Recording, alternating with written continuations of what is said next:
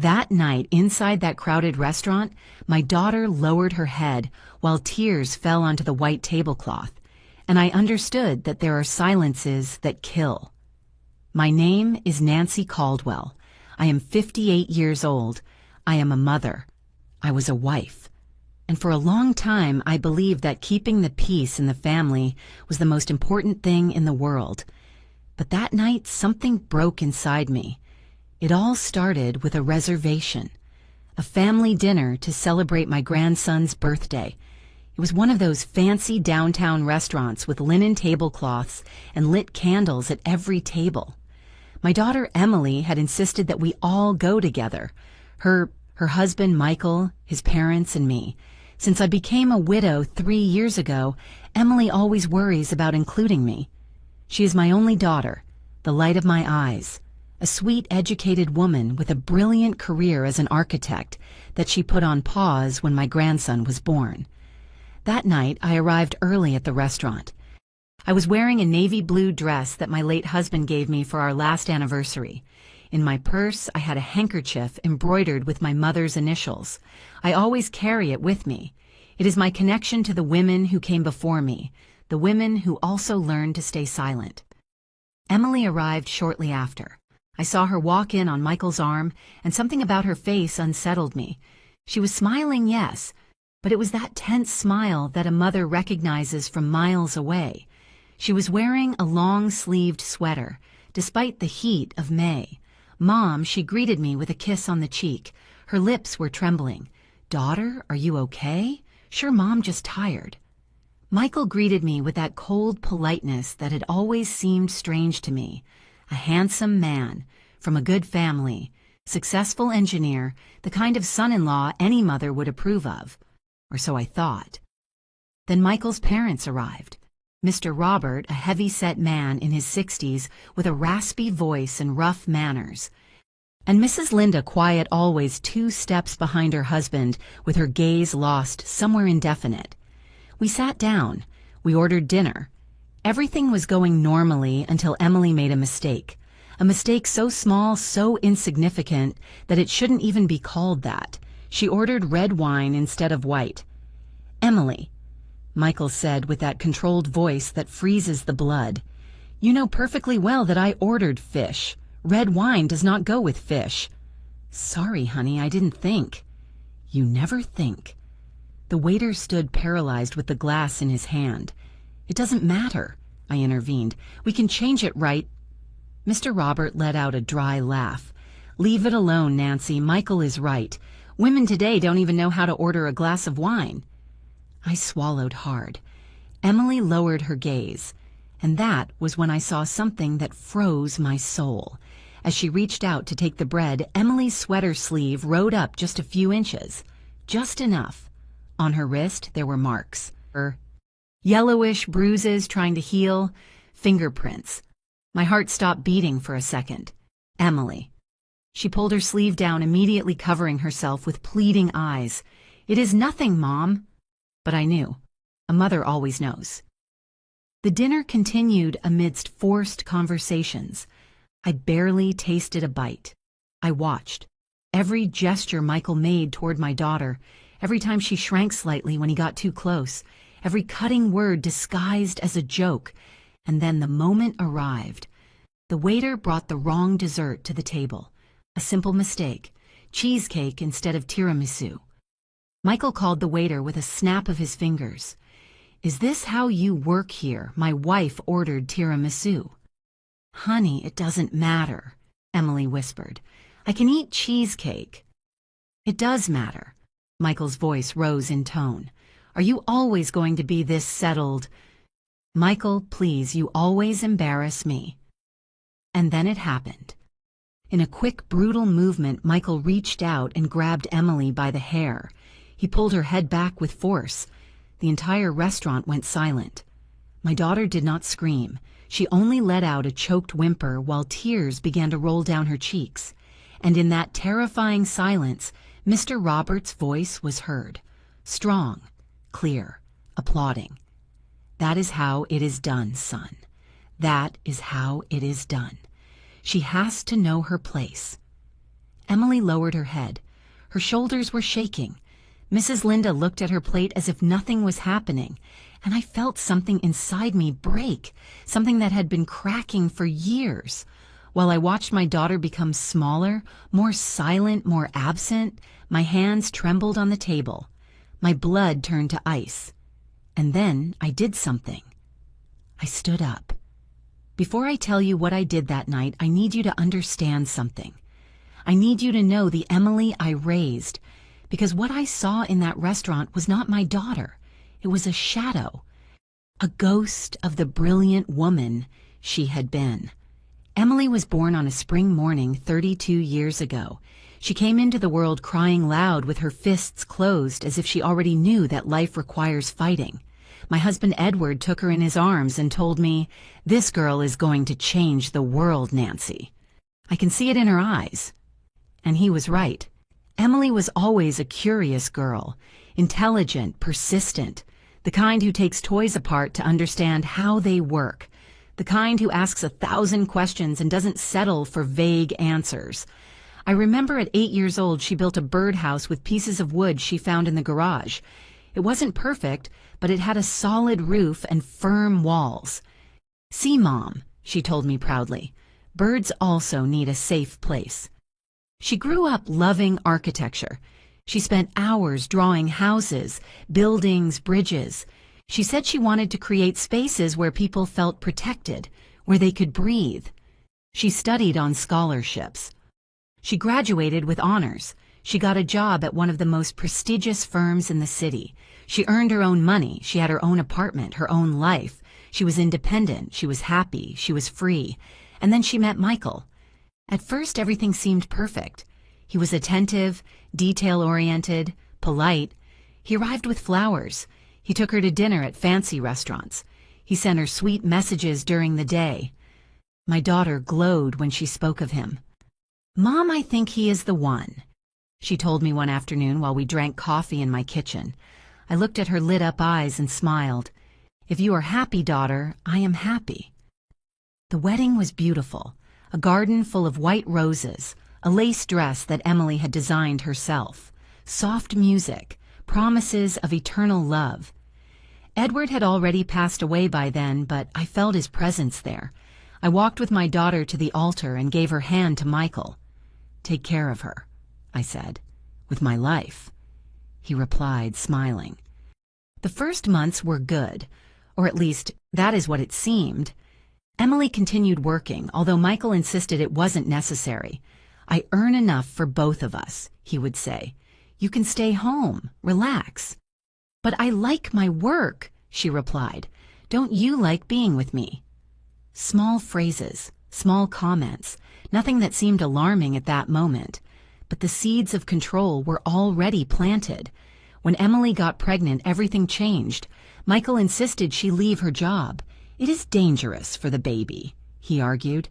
"Too much stress, too many hours on your feet. You need to rest." Emily hesitated. She loved her career, but she also loved that baby growing inside her. "Maybe just for a while," she told me, seeking my approval. "After the birth, I can go back." "Whatever you decide, daughter, but don't let anyone decide for you." She smiled, but something in that smile was no longer the same. My grandson was born on a December morning. A beautiful, healthy baby with his mother's dark eyes. Emily named him Matthew like my father. Michael was euphoric. He organized a huge party to introduce the baby. He invited his whole family, his friends, his colleagues from work. Emily looked tired. She had a difficult delivery. She was still recovering. But Michael wanted to celebrate. "Just a couple of hours," he told her. "It is important to me." She agreed. She always agreed.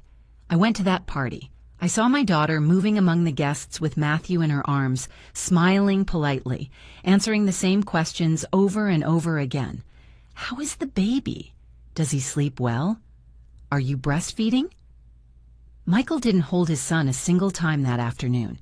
He was busy toasting with his friends, telling jokes, receiving congratulations. And I saw something in Emily's eyes I had never seen before. Exhaustion. But not physical exhaustion. exhaustion of the soul. Weeks passed, months. Emily did not go back to work.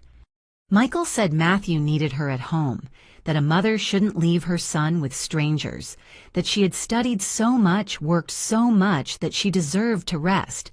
Besides, he added, I earn enough. You don't need to work. Emily stopped mentioning her job. She stopped drawing. She stopped talking about her dreams. When I visited her, she was always cleaning something, cooking, organizing, taking care of Matthew. The house was spotless, too spotless. How are you, daughter? I would ask her.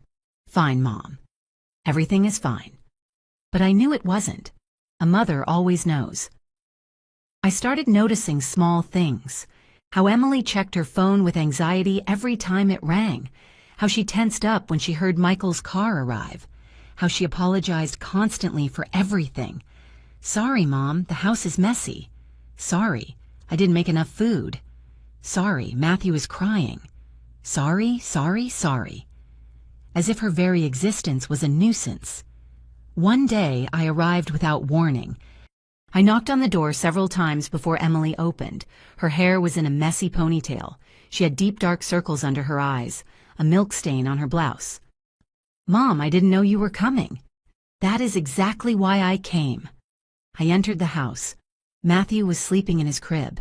Everything was silent. Where is Michael? At work. He has a lot of meetings this week. And you? When was the last time you left this house? Emily stayed silent. Then she shrugged. I don't need to go out, Mom. I have everything I need here. Everything. She avoided my gaze. I made coffee. We sat in the kitchen. I took her hands. They were cold despite the heat. Daughter, you can talk to me. You can always talk to me. I know, Mom. Are you happy? Silence. A silence so long, so heavy that I felt like I was drowning. I am tired, she finally replied. But all mothers are tired, right? It wasn't an answer. It was an evasion, but I didn't insist. Sometimes a daughter's silence is louder than a mother's questions. Months kept passing. Matthew grew. He learned to crawl, to walk, to say his first words.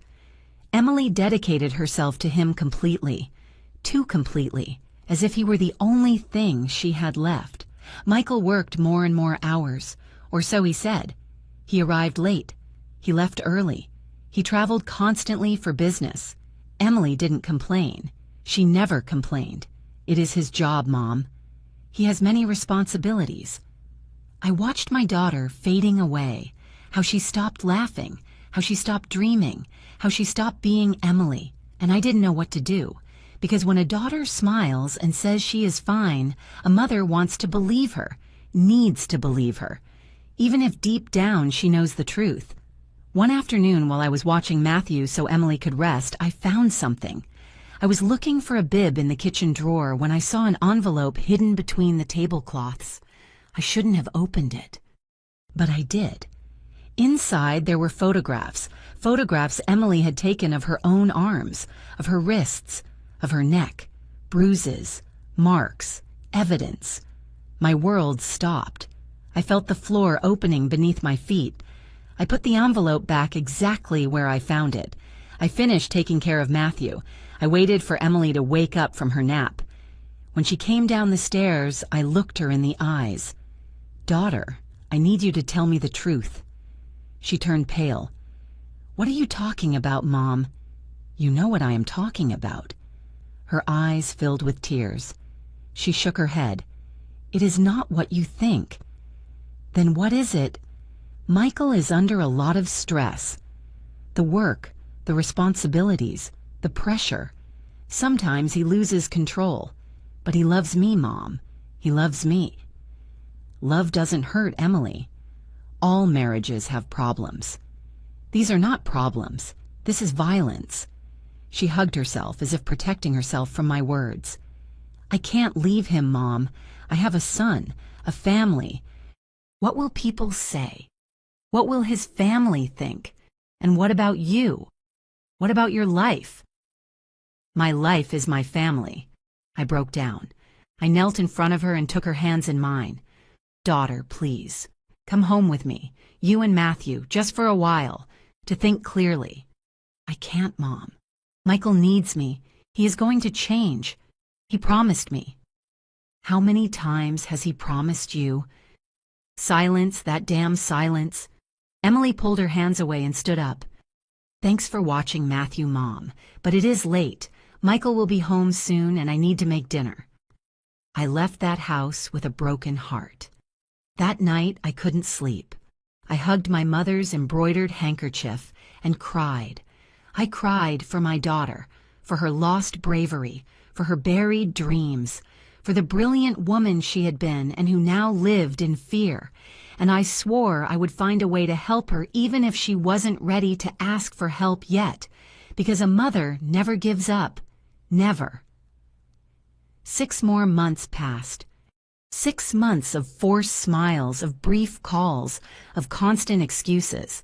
Emily always had a reason not to visit me, not to go out, not to live. And then the invitation arrived. A family dinner to celebrate Matthew's birthday at a fancy downtown restaurant with the whole family present. I agreed to go, although something in my chest warned me that this night would be different. I didn't know how much, but a mother always intuits when the storm is about to arrive. Sometimes we trust too much in those we shouldn't. Have you also been disappointed by someone you loved? Tell me your story in the comments. I want to read it. The night of the dinner arrived with a light rain, those fine drops that wet without making noise like silent tears from the sky. I got ready carefully. The navy blue dress, a discreet pearl necklace, comfortable shoes. I put my mother's embroidered handkerchief in my purse, as always. I touched it with my fingers before closing the zipper. Give me strength, Mom, I whispered. I arrived at the restaurant 15 minutes before the agreed time. I have always been punctual. It is one of those things Edward valued about me. Nancy, with you one never has to wait, he would say, smiling. How I missed him. How I needed his presence that night. The restaurant was elegant.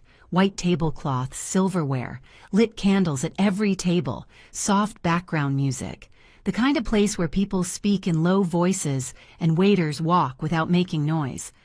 I sat at the reserved table, a large round table near the window. From there I could see the wet street, the cars passing, the people walking under their umbrellas. I asked for a glass of water and waited. Emily arrived shortly after. I saw her walk in on Michael's arm and something in my stomach tightened. She was wearing a beige dress with small flowers, discreet. Almost childish. It wasn't her style.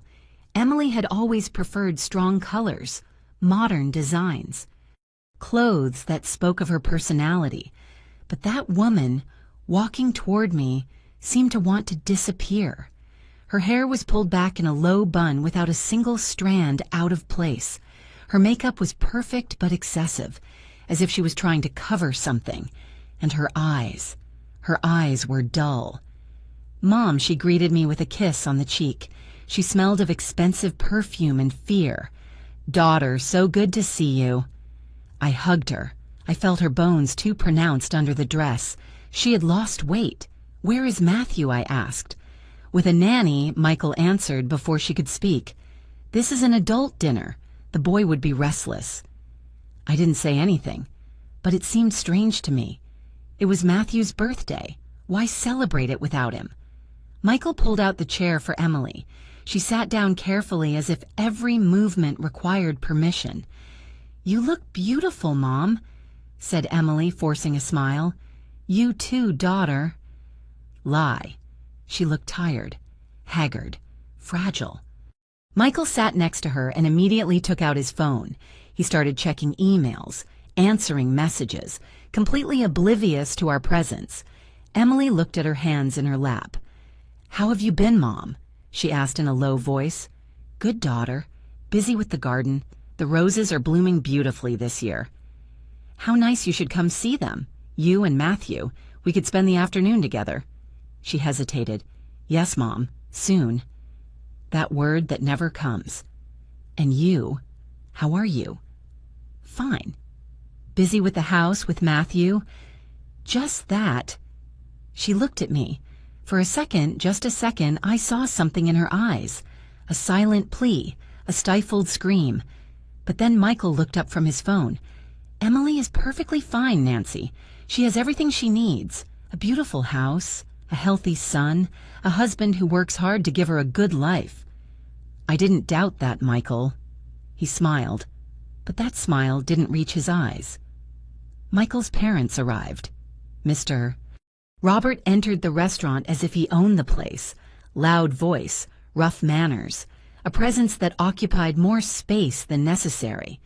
Mrs. Linda walked behind him quiet, with her gaze low, a shapeless gray dress and worn shoes. "Family," exclaimed Mr. Robert, opening his arms. Michael stood up immediately and hugged his father. Emily stood up too, but kept to the side, waiting. "Emily," said Mr. Robert, looking her up and down, "every day thinner. Does my son not feed you?" "I am fine, Mr. Robert." "Fine, fine women, always with their diets." Mrs. Linda greeted me with a nod. We all sat down. The waiter arrived with the menus. "Good evening. Can I offer you something to drink while you decide?" "Double whiskey," ordered Mr. Robert. "And bring a pitcher of water." "With ice." "For me, a white wine," said Michael. "I will have white wine, too," I added. The waiter looked at Emily. "And for you, ma'am." Emily hesitated. She looked at the menu. Then she looked at Michael. "White wine, too?" she asked, as if asking for permission. He didn't even look at her. "Whatever you want," she breathed. "Red wine, please." And there it was. That moment so small, so insignificant, so absurdly trivial. Michael looked up from his phone slowly, like a predator that has just detected movement. "Red wine." Emily blinked. "Yes, why?" "I am going to order fish. Red wine does not go with fish." "Oh, sorry, I didn't think about that. I can change." She never thinks. The words fell like stones on the table. The waiter stood paralyzed with his pad in hand, not knowing what to do. I intervened. "It doesn't matter. Emily can order whatever she wants." "Right. We aren't in a sommelier exam." I tried to sound light, casual, but my voice came out tense. Mr. Robert let out a raspy laugh. "Leave it alone. Nancy, Michael is right. Women today don't even know how to order a glass of wine. In my time, wives asked first what the husband was going to order before asking for anything." Mrs. Linda lowered her gaze to her lap. Emily shrank in her chair. "Sorry," she whispered. "I will change to white wine." "Daughter, you don't have to." "White wine is fine, Mom." The waiter wrote quickly and walked away as if escaping a fire. I stayed silent. I swallowed hard. I felt my mother's handkerchief in my purse like an anchor. The conversation continued. Mr. Robert talked about politics, about business, about how much he had achieved in his life. Michael nodded, commented, laughed at the appropriate moments. Mrs. Linda ate in silence. Emily moved the food on her plate without tasting a bite. I watched. I watched every detail. How Emily kept her hands on the table, visible, as if she needed to prove she wasn't doing anything wrong. How she jumped every time Michael spoke loudly. How she constantly checked her phone, anxious. And then I saw it. As she reached out to reach the bread basket, the long sleeve of her dress rode up just a few inches. Just enough. On her wrist there were marks, bruises in different stages of healing, some yellowish, others greenish, some still purple, fingerprints, clear, unmistakable. My blood froze. Emily noticed my gaze. Immediately she pulled her sleeve, covering herself with eyes full of panic. "It is nothing, Mom," she whispered. "That is not nothing." "Mom, please." Michael noticed the exchange.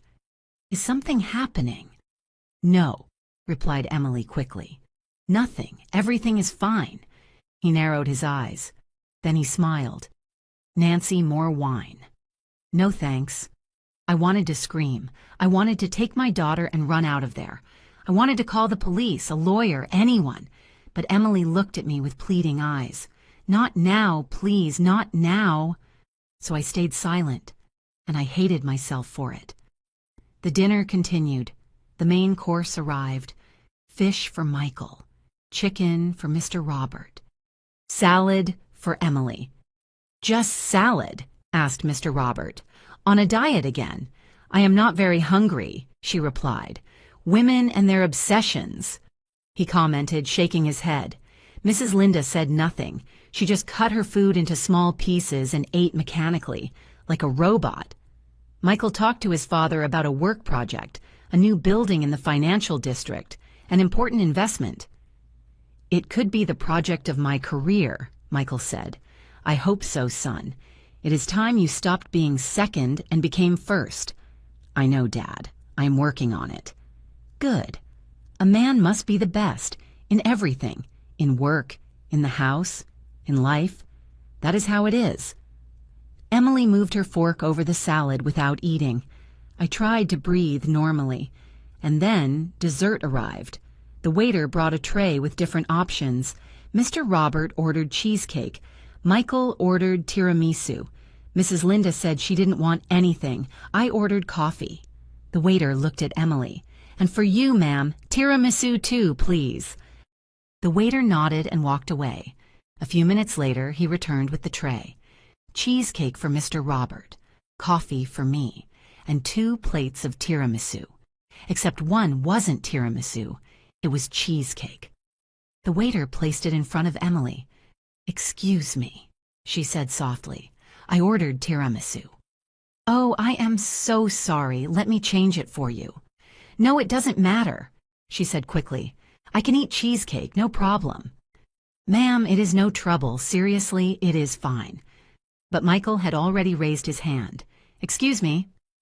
The waiter approached nervously. "Yes, sir." "Is this how you work here? You bring whatever you feel like—" "I am very sorry, sir. It was a mistake. I can change it." "My wife ordered tiramisu." "Michael." "It doesn't matter," Emily whispered. "Really, I can eat cheesecake." He turned to her. "It does matter." His voice was low, controlled, but there was something underneath, something dark. "Honey, it is just a dessert. Are you always going to be this settled?" "I am not being settled. You always embarrass me." His voice rose. Nearby tables started to look. "Michael, please. People are watching. I don't care what people think." And then it happened. In a quick, brutal, unexpected movement, Michael reached out and grabbed Emily by the hair. He pulled her head back with force. The entire restaurant went silent. A silence so dense, so absolute, that I could hear my own heart beating. Emily did not scream. She did not defend herself. She only let out a choked whimper, a sound that came from the deepest part of her soul. While tears began to roll down her cheeks, her hands clung to the table, trembling. Her neck was twisted at an unnatural angle, and no one moved. The waiter stood paralyzed. The diners watched, but no one intervened. Mrs. Linda lowered her gaze to her plate, as if nothing was happening.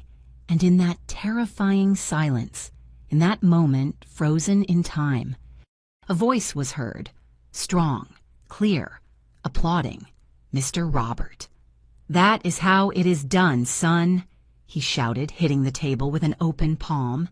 "That is how it is done. She has to know her place. A woman who does not respect her husband needs to be taught. Well done." Michael let go of Emily's hair. She collapsed onto her chair, with her shoulders shaking, with her hands covering her face. She cried in silence, like someone who has learned that her tears don't matter. And I felt something inside me break, something that had been holding me up, keeping me calm, controlled, polite, something that broke into 1,000 pieces. My hands trembled on the table. My blood turned to ice and fire at the same time. I felt my mother's handkerchief in my purse. I felt Edward's presence by my side. I felt all the women of my family, all those who stayed silent, all those who endured, all those who had no voice. And I stood up. While I tell all this, I wonder where you are listening from. Write the name of your city in the comments. I stood up, and in that moment the whole world seemed to stop. All eyes turned to me. The diners, the waiters, the restaurant manager watching from the entrance. Michael looked at me with surprise, Mr. Robert with contempt, Mrs. Linda with fear, and Emily. Emily looked at me with pure panic. "No, Mom. Please, no." I could read her thoughts as if she were screaming them, but there was something stronger than my daughter's fear. There was something that had been growing inside me for years, since the first time I noticed the change in her eyes, since the first excuse, since the first bruise she tried to hide. Years of silence, years of ignored signs, years of believing it wasn't my place to intervene. But that night the silence ended. I extended my hand toward Emily. "Daughter, get up." My voice came out firm, firmer than I felt inside. Emily shook her head with tears rolling down her cheeks. "Mom, no. Get up. Nancy." Michael intervened with that controlled voice that was scarier than shouting. "I think you are misunderstanding the situation." Misunderstanding. It was a moment of tension, nothing more. Emily knows that sometimes I get nervous. It is work stress. She understands. I looked at my daughter. She nodded. She nodded her head like a broken puppet. "It is true, Mom. It was a difficult moment. Michael has a lot of pressure at work. I understand him." "You understand him?" "Yes." "You understand him pulling your hair in public?" "Mom, please." "You understand him humiliating you in front of all these people?" "He didn't humiliate me." "Emily." My voice broke. The entire restaurant was watching us. Mr. Robert wiped his mouth with his napkin and stood up too. "Nancy, I think it is better if you calm down. You are making a scene. This is a family matter between husband and wife. We don't need your drama." Drama. Yes. Women of your generation always exaggerate everything. A little discipline never hurt anyone. Look at my Linda, 50 years of marriage and never a problem, because she knows her place. I looked at Mrs. Linda. She remained seated, motionless, with her gaze lost somewhere on the tablecloth. 50 years of silence. And suddenly I understood everything. I understood why Michael was the way he was. I understood where that cruelty disguised as education came from. I understood that this violence had deep roots, generations of quiet women, of men who believed they had rights over them. "Mr. Robert," I said slowly, "with all due respect, you are not going to tell me how to raise my daughter, nor how to protect her. You don't need to protect her from her own husband." "Oh, no." I walked toward Emily. She tried to back away, but there was no more room. I took her arm gently. "Forgive me, daughter." "Mom, no." I pulled up the sleeve of her dress. There they were, the bruises, the marks, in different shades of yellow, green, purple, some recent, others older, clear fingerprints on her wrist, pressure marks on her forearm. I lifted them so everyone could see. "This," I said aloud so that every person in that restaurant could hear me. "This is not work stress. This is not a moment of tension. This is not discipline." My voice trembled, but I didn't stop. This is violence. This is abuse. And this is not going to stay silent anymore. Emily tried to free her arm, sobbing. "Mom, please, you are embarrassing me." "I am embarrassing you." The words hurt me more than anything. Michael stood up abruptly, knocking his chair back. "That is enough. We are leaving." "No," I said firmly. "Emily is coming with me. Emily is my wife. She goes where I say. Emily is my daughter, and she is not going anywhere where she is in danger." Danger? Michael let out a dry laugh. "What danger? I give her a house, food, clothes, everything she needs. What else does she want? Respect, dignity, safety? I have her in a $500,000 house. That is enough respect." Mr. Robert intervened, taking his son's side. "Nancy, you are interfering in a marriage. That is not done. Couple problems are resolved at home, not in public. And when do those couple problems end? When my daughter ends up in the hospital or in the cemetery. The silence that followed was deafening. Mrs. Linda let out a choked whimper, but she didn't look up. "You are being dramatic," said Michael. "Dramatic? Look at her arm. Look at it. She fell. She fell. Yes, she is clumsy. She has always been clumsy." Emily nodded immediately. "It is true, Mom. I fell on the stairs. It was nothing." "And these other marks, did you fall too? Mom, how many times have you fallen?" "Emily, silence. How many—" Her lips trembled. She tried to speak, but no sound came out. And then I saw something that broke me completely. I saw how Emily looked at Michael, seeking permission to speak, seeking permission to exist. My daughter, my brilliant girl, the one who built houses for birds, the one who dreamed of creating safe spaces. Now she had no voice of her own. Michael approached her and put a hand on her shoulder. She tensed immediately. "Honey," he said with that soft and dangerous voice, "your mom is confused. Tell her we are fine, that we are happy." Emily looked at me. Her eyes begged for forgiveness. "We are fine, Mom. We are happy." "Daughter, is that the truth?" "It is not." "Yes, it is." Her voice broke. "Michael loves me. Only sometimes I make him angry. But he is working on that. He is going to therapy." "Therapy?" "Yes.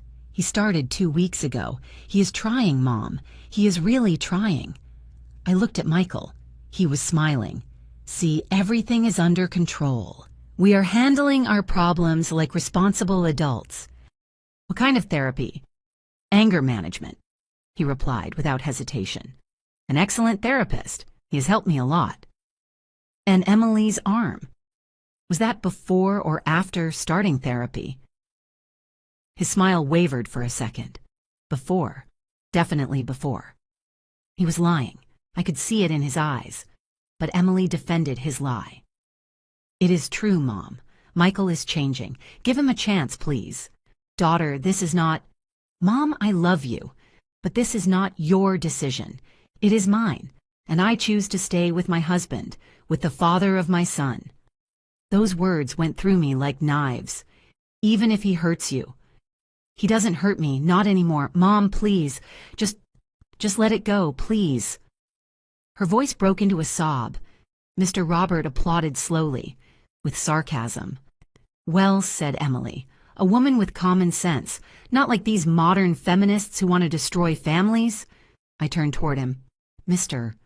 Robert, with all due respect, you and your way of thinking are the reason why women like my daughter believe they deserve to be treated like this. Treated how? With a roof over her head, with food on the table, with violence, with contempt, with control. That is not violence. That is marriage. Couples fight. It has always been like that. No, it doesn't have to be like that. Well, in my house for 50 years, it has worked perfectly." I looked at Mrs. Linda again. She remained motionless. But I saw something in her eyes, something that wasn't peace. It was resignation. It was death in life. 50 years. And suddenly I knew I couldn't save Mrs. Linda. It was too late for her. But it wasn't too late for Emily. I turned to my daughter. I took her hands in mine. "Daughter, listen to me well." She cried silently. "I know you are afraid. I know you think you can't get out of this, that you have no options, that no one is going to understand you. Mom, worries? But you have them. You have options. You have a home with me. You have your profession. You have your life ahead of you. I have a son. And exactly for that reason.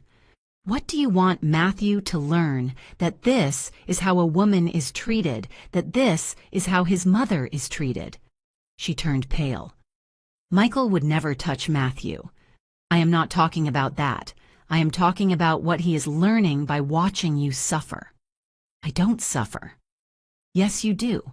I see it in your eyes. I see it in how you have stopped laughing, in how you have stopped dreaming. Dreams are for little girls, Mom. I am a married woman, a mother. I have responsibilities. And one of those responsibilities is enduring abuse. It is not abuse. Yes, it is. My voice resonated throughout the restaurant.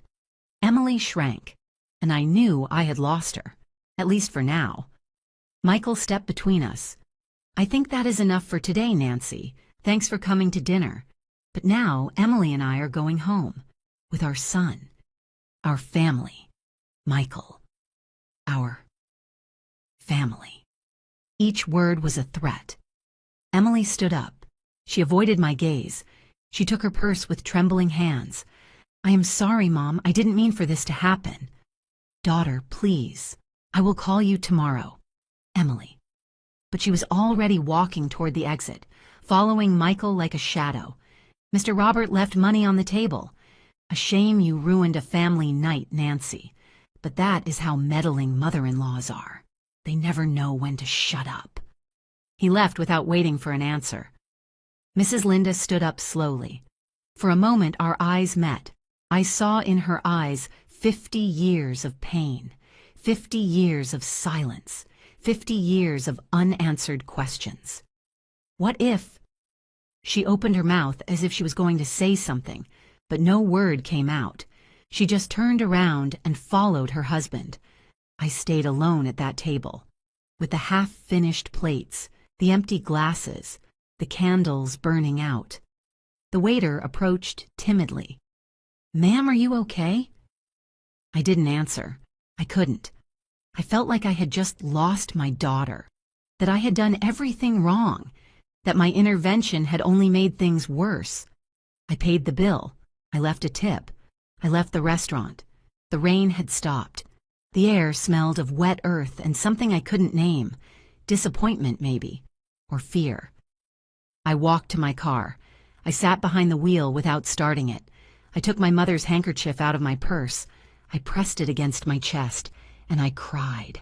I cried for my daughter, for her lost bravery, for the dreams she had buried, for the fear that now lived in her eyes. And I cried for me, for not having seen the signs sooner, for not having acted sooner, for having trusted that a man's love would be enough to protect her. But love doesn't protect when it comes with fists. Love doesn't save when it comes with control. Love doesn't heal when it comes with fear. That night I drove home in silence. The streets were empty. The city lights flickered like fallen stars. I arrived at my house, the house where Emily grew up, where she learned to walk, where she drew her imaginary houses on the garage walls. I entered. Everything was dark, silent, too silent. I turned on the lights. I made tea. I sat in the kitchen with my mother's handkerchief on the table. My phone rang. It was a message from Emily. Mom, I'm sorry. Please don't worry. I'm fine. I love you. I replied immediately. Daughter, my house is always open for you. Always. At any time. I love you. I saw the 3 dots indicating she was writing. Then they disappeared. There was no answer. That night, I didn't sleep.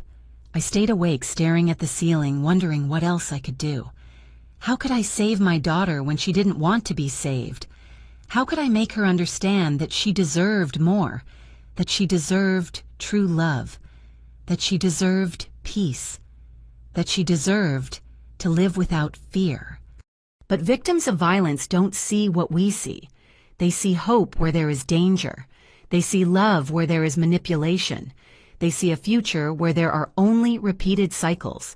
And sometimes, as much as we want to save them, they have to reach the bottom before they can rise. They have to touch the deepest pain before finding the strength to get out.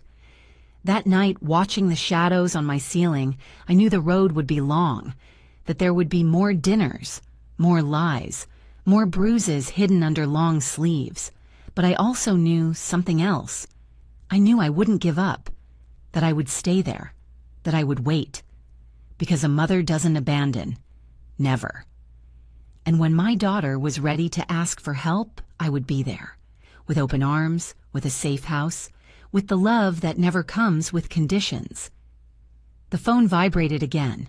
Another message from Emily. Mom, please don't call the police, please. It would only make things worse. Trust me. Michael is better, I promise. My hands trembled over the phone. Call the police, force her to leave, or wait. Trust that she would find her way, I replied. I won't call anyone without your permission, but I need you to promise me something.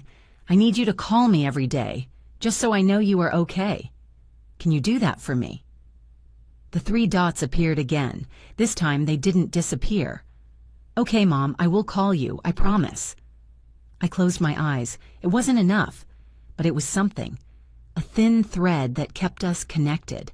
A thread I wouldn't let go of for anything in the world, even if I had to wait years, even if I had to watch my daughter suffer, even if I had to bite my tongue 1,000 more times. I wouldn't let go, because that is what mothers do. They hold the thread.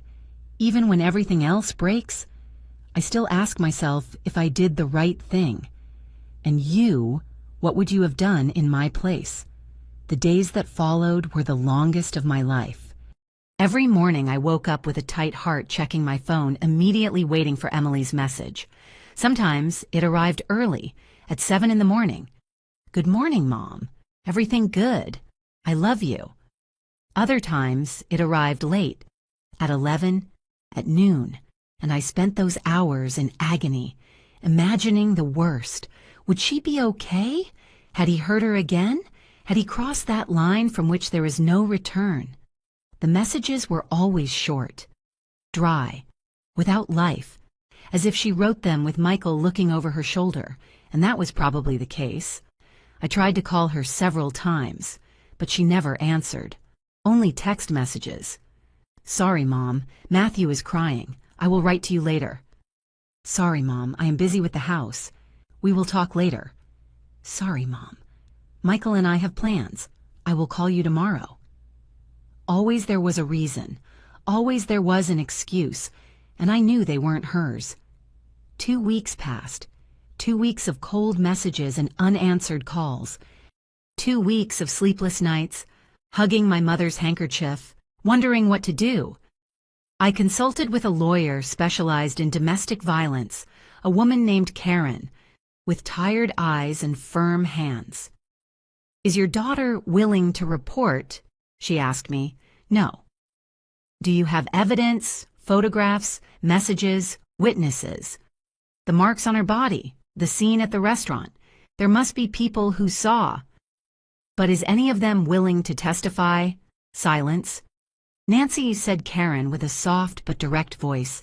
I understand your pain. Believe me, I have seen hundreds of cases like this, but without your daughter's cooperation legally, you can't do much. Then what do I wait for her to end up in the hospital? Or worse? No, you wait for her to be ready. Meanwhile, you maintain communication. You let her know she has options, that she has support, and when she decides to leave, and believe me, that day will come, you will be there to receive her. And if that day never comes... Karen looked at me with a mix of compassion and realism. Sometimes it comes, sometimes it doesn't, but if you pressure her too much, you push her further away. The control he exerts over her is psychological. She needs to feel she has power over her own decision, even if that decision is to stay. How can I stand by with my arms crossed? You don't stand by with your arms crossed. You prepare. Document everything. Save the messages. If you see new marks, photograph them. Look for witnesses. And above all, stay close. Because when she decides to leave, it will probably be fast, and she will need you to be ready. I left that office with a folder full of information, restraining orders, shelters, hotlines, legal protocols, and a huge weight on my chest, because all of that required Emily to say, yes, I need help. And she wasn't there yet. One afternoon, 3 weeks after the dinner at the restaurant, I decided to visit her, without warning, out. I knew Michael worked late on Thursdays. It was my chance to talk to her alone. I drove to her house, a beautiful house in an exclusive area, 2 stories, manicured garden, a fountain at the entrance, the kind of house that appears in magazines. But I knew what was inside. I rang the doorbell. No one answered. I rang again. Nothing. I was about to leave when I heard steps. The door opened just a few inches. Emily peeked her head out. "Mom, what are you doing here?" Her voice sounded scared. "I came to see you." "Can I come in?" She hesitated. "Michael isn't here." "I know. That is why I came." She looked back as if someone could be listening. "It is not a good time, Mom." "Emily, please. I just want to see you, talk to you 5 minutes." Her eyes filled with tears. "Mom."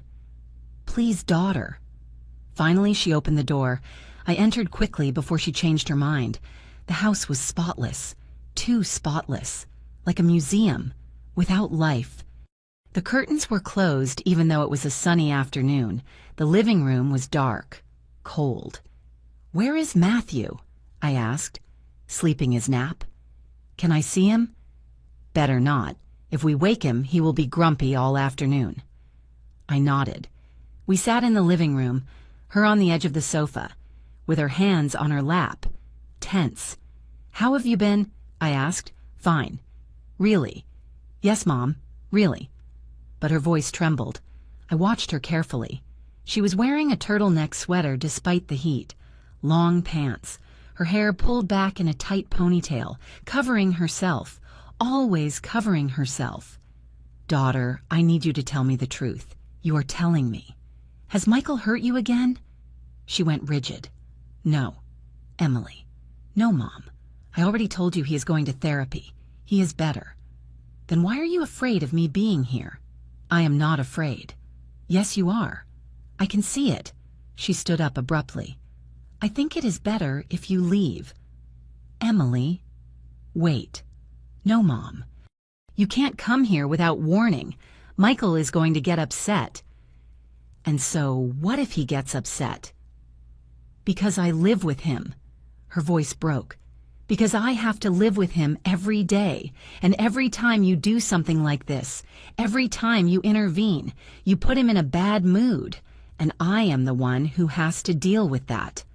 Her words hit me like punches. "Daughter, I just want to help you." "Well, you aren't helping me. You are making things harder." "Harder than what?" "Harder than living with fear." "I don't live with fear." "You are trembling right now."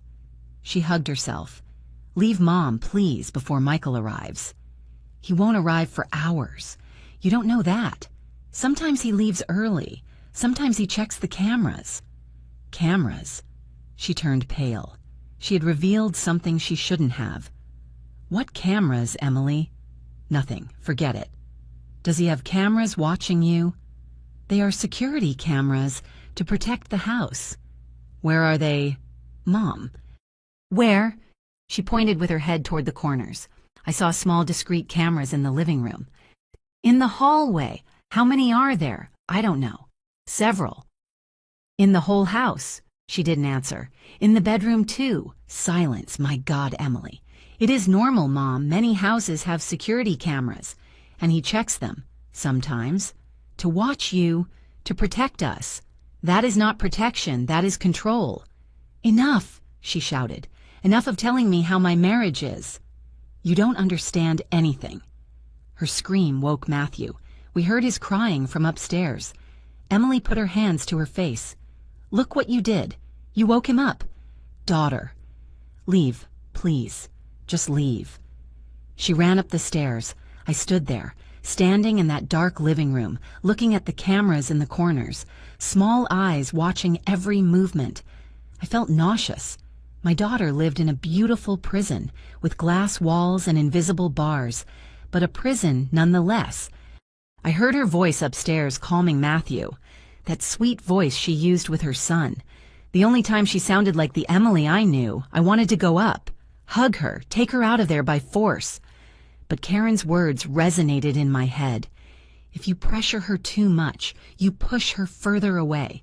So I did the hardest thing I have had to do in my life. I left. I walked out of that house. I walked to my car. I sat behind the wheel, and I cried. I cried with rage, with helplessness, with a pain so deep I felt it splitting me in two. My phone rang, a message from an unknown number. I opened it. It was a video from the security cameras of Emily's house. It showed me, sitting in the living room, crying, and below, a message from Michael. "Nancy, I appreciate you worrying about your daughter, but these unannounced visits upset Emily. They make her nervous. They cause her stress. For the sake of her mental health, I ask that you only come when we invite you. I hope you understand. Regards." I felt my blood freeze. He was watching me. He knew exactly when I had arrived, how long I had been there, what I had said, and he was threatening me, subtly, politely, but threatening me nonetheless. I didn't reply. I deleted the message, but I couldn't delete the fear. I drove home on autopilot, my mind racing at 1,000 kilometers per hour. I arrived. I locked the door. I closed all the curtains. I sat in the kitchen with my mother's handkerchief in my hands. "What do I do, Mom?" I whispered. "What do I do when my daughter is trapped and I can't get her out?" The silence was my only answer. That night I researched surveillance cameras, coercive control, technological abuse. I found articles, testimonies, stories of women who lived, watched 24 hours a day, who couldn't go out without permission, who couldn't talk to anyone without being heard. And all stories ended in two ways. Either they managed to escape, or they ended up dead. There was no middle ground. The following days were hell. Emily kept sending her daily messages, but now I knew that probably Michael read them before me. I tried to call her several times. She never answered. I sent her messages asking if we could meet in some public place, at a cafe, at the park. "Not now, Mom. Matthew is sick." "Not now, Mom. I have things to do." "Not now, Mom. Michael and I have couples therapy." Always there was a reason. 1 week later, I received a call from an unknown number. I answered with a racing heart. "Hello, Nancy Caldwell." It was a woman's voice, young, nervous. "Yes, it is me. Who is speaking?" "My name is Jessica. I was Matthew's nanny." My pulse skyrocketed. Yes, Michael fired me a week ago." "Why?" She hesitated. "Because I saw something I wasn't supposed to see."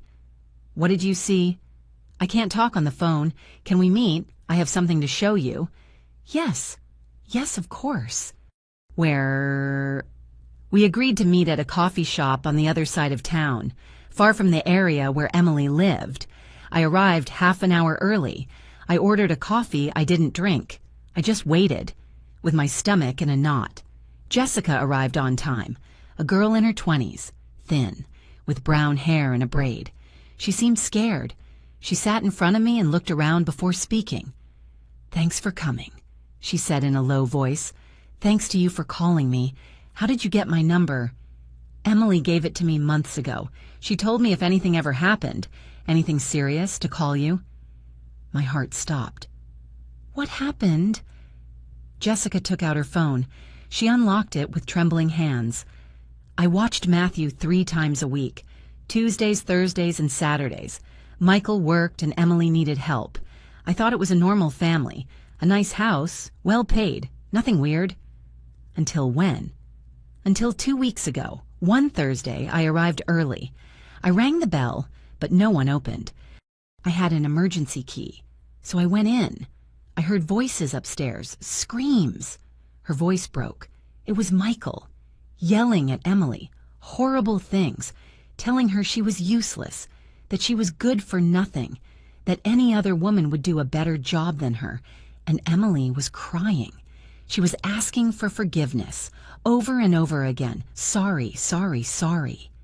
Tears started to roll down my cheeks. "I went up the stairs," continued Jessica. "I shouldn't have, but I was worried.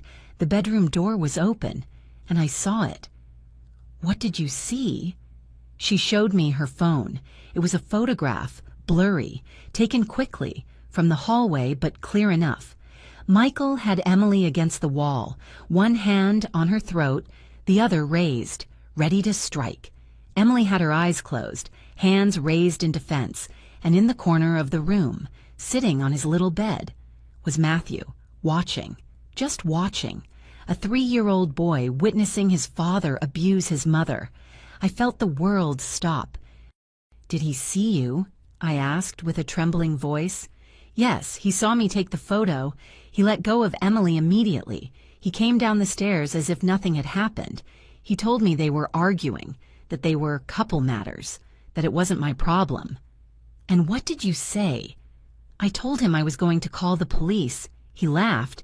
He told me no one was going to believe me, that it was my word against his, that Emily was going to deny everything, and that if I tried anything, he would sue me for defamation. "Did you call the police?" "No, because Emily came down, and I asked her if she was okay, if she needed help, if she wanted me to call someone." Jessica wiped her tears, and she told me no, that everything was fine, that they had had an argument but it was already resolved, and she asked me to leave, that they didn't need my services anymore. "Emily fired you?" "No, it was Michael, but she didn't say anything. She just stood there, with red marks on her neck, telling me everything was fine." Jessica slid her phone toward me. "This photo is yours. Do what you have to do with it. I already tried to help, but I can't do more." I took the phone with trembling hands. I looked at the image again. My daughter, against the wall, with hands raised, waiting for the blow, and my grandson witnessing it all. Can I send myself this photo? Yes, that is why I brought it. I sent the image to my phone. I deleted the message immediately. "Jessica, would you be willing to testify if this goes to trial? Would you say what you saw?" She turned pale. I don't know. He threatened me. He said he has lawyers, that he would sink me." "I understand, but if it is necessary, would you consider it?" She nodded slowly. "If it helps Emily, yes, I would do it." "Thank you. Thank you for calling me, for trusting me. Emily is a good woman. She doesn't deserve this. No one deserves it." Jessica stood up to leave, but before doing so, she turned around. "One more thing. Matthew has started having nightmares. Emily told me he wakes up crying every night, screaming, saying he is scared." "Scared of what? Of Daddy." Those 2 words destroyed me. Jessica left. I stayed sitting in that coffee shop, looking at the photograph on my phone, the evidence I needed, the proof that these were not couple fights. This was systematic violence. This was abuse. And now it was affecting my grandson. I called Karen, the lawyer. "I have evidence," I told her without preamble. "What kind of evidence?" "A photograph of Michael assaulting Emily, and a witness willing to testify." "That changes things. Does Emily know you have this?" "No." "Nancy, you need to tell her. She has to be willing to use it. And if she is not willing, then we still can't do anything. The victim has to want to leave. But my grandson? I know, but legally, without the mother's cooperation, it is very difficult to intervene." I hung up frustrated. That night, I couldn't sleep. I stayed looking at the photograph on my phone, over and over again, until I memorized it, until it was etched in my mind forever. My daughter, waiting to be hit, and me, without being able to do anything. Yet. 3 days passed since my meeting with Jessica. 3 days in which the photograph burned in my phone like a radioactive secret. 3 days in which every time I closed my eyes, I saw my daughter against that wall, and my grandson watching, learning, normalizing. The messages from Emily kept arriving punctually every morning. "Good morning, Mom. Everything good?" But now I knew the truth behind those words. I knew what everything good meant in her world. It meant surviving another day. It meant not provoking. It meant making herself small, invisible, harmless. On Friday afternoon, my phone rang. It was Emily. For the first time in weeks, she was calling me. I answered before the second ring. "Daughter." "Mom," her voice sounded strange. Tense, but controlled. "Can you come tomorrow? Michael wants to talk to you." My stomach tightened. Michael wants to talk to me. Yes, he thinks we should clear things up, that there have been misunderstandings. He wants us to have a civilized conversation. And do you want me to go? Silence. Emily, do you want me to go, or is he forcing you to call me? Mom, please, just come, please. There was something in her voice, something that made my skin crawl. Are you okay? Yes, just come tomorrow, at 10 in the morning. Can you? Yes, I will be there. Thanks, Mom, I love you. She hung up before I could reply. I stayed looking at the phone, with a bad feeling growing in my chest. Why did Michael want to see me? Did he know about the photograph? Did he know about Jessica? Or was it something else I called Karen? Nancy, don't go alone, she warned me. If you go, take someone with you, and keep your phone on, recording if possible. Do you think it could be dangerous? I think a man who assaults his wife and then convinces her it was her fault is capable of anything. Be careful. That night, I prepared everything. I checked that my phone was fully charged. I downloaded an app to record audio discreetly. I gave my friend Linda Emily's address and told her to call me at 11 in the morning, without fail.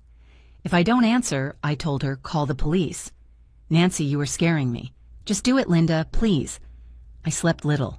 I dreamed of Emily as a child, building her birdhouse. Birds also need a safe place, she said in the dream, but when I looked inside the house, it was empty. The birds had left, or had never arrived. Saturday dawned cloudy, gray, as if the sky itself anticipated what was coming. I dressed carefully, comfortable clothes, but dignified. I kept my mother's handkerchief in my purse. I checked that my phone was working and drove to Emily's house. I arrived exactly at 10. The garden was spotless as always, the flowers perfectly aligned, the lawn freshly cut, everything so orderly, so controlled, like my daughter's life. I rang the doorbell. Michael opened the door. He was wearing an impeccable white shirt, dress pants, an educated smile that didn't reach his eyes. Nancy, thanks for coming. Come in, please. His courtesy put my nerves on edge. I entered. The house was in dim light again, curtains closed, dim lights. Emily was sitting in the living room, dressed in a gray turtleneck sweater and black pants, her hair pulled back. Without makeup, she looked like a ghost. Hi, Mom, she said without getting up. Daughter. I sat in front of her. Michael sat next to her, too close, with a possessive hand on the back of the sofa, behind Emily's shoulders. Where is Matthew? I asked. With my parents, Michael replied. We thought it was better to have this conversation without distractions. I nodded slowly. I discreetly activated the recording on my phone inside my purse. Well, said Michael, crossing his legs with a studied calm. Nancy, we called you because I think there has been a series of misunderstandings between us. Misunderstandings. Yes, I know what you saw at the restaurant worried you, and I understand why. From the outside, it could look bad, but appearances deceive. It didn't look like an appearance. It looked like violence. It was an unfortunate moment. I was under a lot of stress. Emily and I had argued all week about various issues, and I exploded. I admit it, but I have been working on that. That is what they told me. Do you see, I am aware of my problems. I am going to therapy. I am striving to be better. But I need you to give me space, to trust that we can resolve our problems without external interference. External interference. Your unannounced visit 2 weeks ago upset Emily a lot. It left her in a bad emotional state, and when she is bad, everything at home destabilizes. I looked at Emily. She kept her gaze fixed on her hands. Daughter, is that true? She nodded without looking up. Yes, Mom, when you came. It was difficult. Difficult how? Michael got upset. We argued. It was complicated. Did he hurt you? Mom. Answer the question, Emily. Michael intervened with a firm but controlled voice. Nancy, These accusations are very serious and very unfair. I would never intentionally hurt Emily. She is my wife, the mother of my son. I love her. Love leaves no marks. The marks you saw were from an accident. An accident. Yes, Emily slipped on the stairs. She grabbed the railing and got those bruises. That is not true. Yes, it is, said Emily quickly. I slipped. It was my fault. I was wearing socks and the floor was freshly waxed. Daughter, please, don't lie to me. I am not lying to you. Her voice broke. Tears started to fall. Michael put a hand on her shoulder. She tensed, but didn't move. See, Nancy, your accusations hurt her. They make her feel you don't trust her, that you think she is incapable of taking care of herself. I don't think that. I think she is in danger. Danger. Michael let out a dry laugh. Look around you. This house is worth over $1 million. Emily has everything she needs. Clothes, food, safety. I work 60 hours a week to give her this life. Does that seem like danger to you? Danger is not always economic. Then what is it? Psychological, emotional, Nancy. Emily is fine. She is happy. She has a family. Why do you insist on creating problems where there are none? Because I saw the bruises. Because I saw how you pulled her by the hair. Because I saw the fear in her eyes. The fear of you, of your judgments, of your intrusion. His words were like slaps. I looked at Emily. Is that true? Are you afraid of me? She sobbed in silence. I just want my family to be in peace, Mom, just that. And is it in peace? Silence. Michael stood up, walked to the window with hands in pockets. When he spoke, his voice was harder. Nancy, I am going to be very clear with you. I appreciate that you love your daughter, but you are interfering in my marriage. You are causing problems, and I need you to stop. Or what? He turned slowly. Or I am going to have to take legal measures to protect my family. Are you threatening me? I am informing you. If you continue harassing Emily, if you continue visiting without permission, if you continue spreading rumors about me, I am going to request a restraining order. A restraining order against her mother. If necessary, yes, for the emotional well-being of Emily and Matthew. This is ridiculous. Is it? You have a history of unsolicited visits, of constant calls, of disturbing messages. A judge could see it as harassment. I am her mother, and I am her husband. Legally, I have more rights than you over the decisions of this family. Rage boiled inside me, but I knew I had to stay calm. Emily, I said, ignoring Michael, look at me. She looked up slowly. Her eyes were red, swollen. Daughter, I need you to tell me something, and I need you to be completely honest. Are you doing this because you want to, or because he is forcing you? Mom, just answer. Do you want me to stay away from your life? Tears rolled down her cheeks. I don't want you to suffer, Mom. I don't want you to worry about me. That is not the question. It is the answer I can give you. Her voice broke into a desperate scream, and in that scream I heard everything. I heard the fear. I heard the resignation. I heard the defeat. My daughter was trapped, and she knew it. But she had made the decision to stay, to protect me by pushing me away, to sacrifice herself to keep the peace. Michael sat back down next to her. I think that answers your question, Nancy. Now, I am going to ask you to respect your daughter's wishes. If she wants to see you, she will call you. But no more surprise visits, no more insistent calls. Give us space to fix our marriage. And if I don't, then we will see each other in court. He stood up. The meeting was over. I didn't move. Michael, there is something you should know. He arched an eyebrow. What? I took out my phone. I opened the photograph Jessica had sent me. I turned it so both could see it. Emily turned pale. Michael stayed motionless. The photograph was clear, brutal, undeniable. This, I said with a firm voice, is not an accident. This is not work stress. This is assault, and I have a witness willing to declare that she witnessed this moment. The silence was so dense I could hear the ticking of the clock on the wall. Michael looked at the photo, then at Emily, then at me, and smiled. That frozen smile that gave me chills. Nancy, are you blackmailing me? I am showing you the truth. The truth. This is an invasion of our privacy. Whoever took this photo was in our house without permission. That is illegal. Jessica had a key. She had permission to be there. Jessica was fired for theft. Anything she says will be discredited. Theft, you didn't tell me that, Emily. Emily was crying in silence, hugging herself. She stole money from my wallet, said Michael, and when I confronted her, she invented this ridiculous story to get revenge.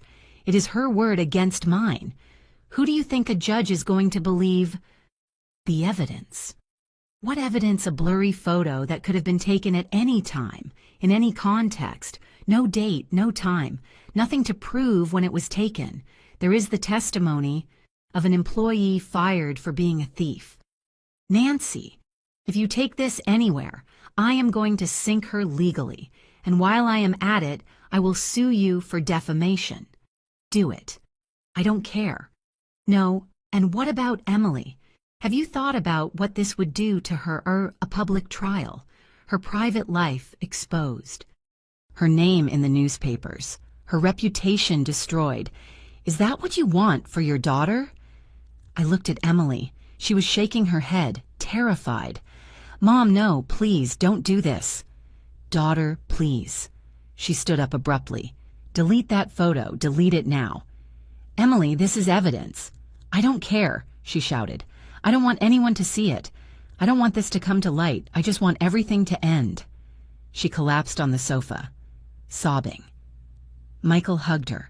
She let him, like a broken doll. See, Nancy, you are hurting her. More damage than I could ever do to her.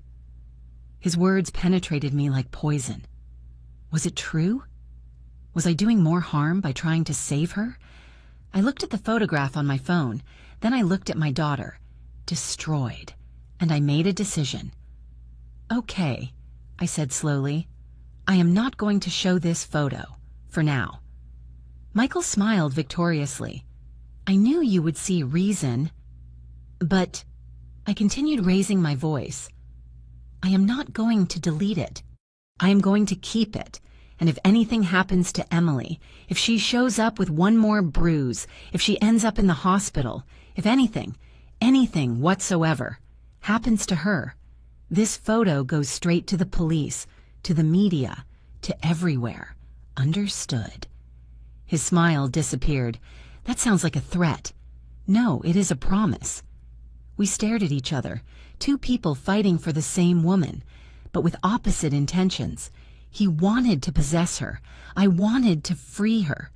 Leave, he said finally, and don't come back. If Emily wants to see you, she will decide when and where. I stood up. I put away my phone. I approached Emily. I knelt in front of her. Daughter, look at me. She looked up slowly. Listen to me well. No matter how much time passes, no matter what he tells you, no matter what happens between us, my house will always be open for you. You can arrive at any time, day or night, with Matthew or without him, and I will be there. Do you understand me? She nodded without speaking. I love you. Never forget that. I love you too, Mom. I hugged her. I felt her fragile bones, her trembling body, her broken soul, and I had to let her go. I had to leave her there, with him. I left that house with a shattered heart. I got into my car. I closed the door, and before starting, I checked that the audio recording had worked. It had. Every word, every threat, every manipulation by Michael had been recorded. I didn't have the photograph as legal evidence, but I had his voice admitting he had exploded. I had his threats. I had his pattern of control. It was something. It wasn't enough, but it was something. I drove home crying the whole way, that night, alone in my kitchen, with my mother's handkerchief on the table. I understood something. I couldn't save Emily. Only she could save herself. I could only be ready for when she made that decision. And meanwhile, I had to trust. Trust that the girl who built birdhouses was still in there. Trust that the woman who dreamed of creating safe spaces would find a way to create one for herself. Trust that the moment would come. And when it came, I would be there, with open arms, and with the evidence needed to protect her. The months that followed were the darkest of my life. After that meeting, Emily stopped answering my messages with the same frequency, sometimes 2. 3 days passed without news. When she finally wrote, they were even colder messages, more distant. "Hi, Mom. All good. Can't talk now. Busy." And I knew Michael was cutting the last threads that united us, isolating her, separating her from everything that could give her strength to leave. I tried calling her.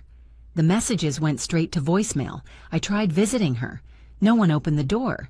It was as if my daughter had vanished, as if I had lost her even though she was still alive.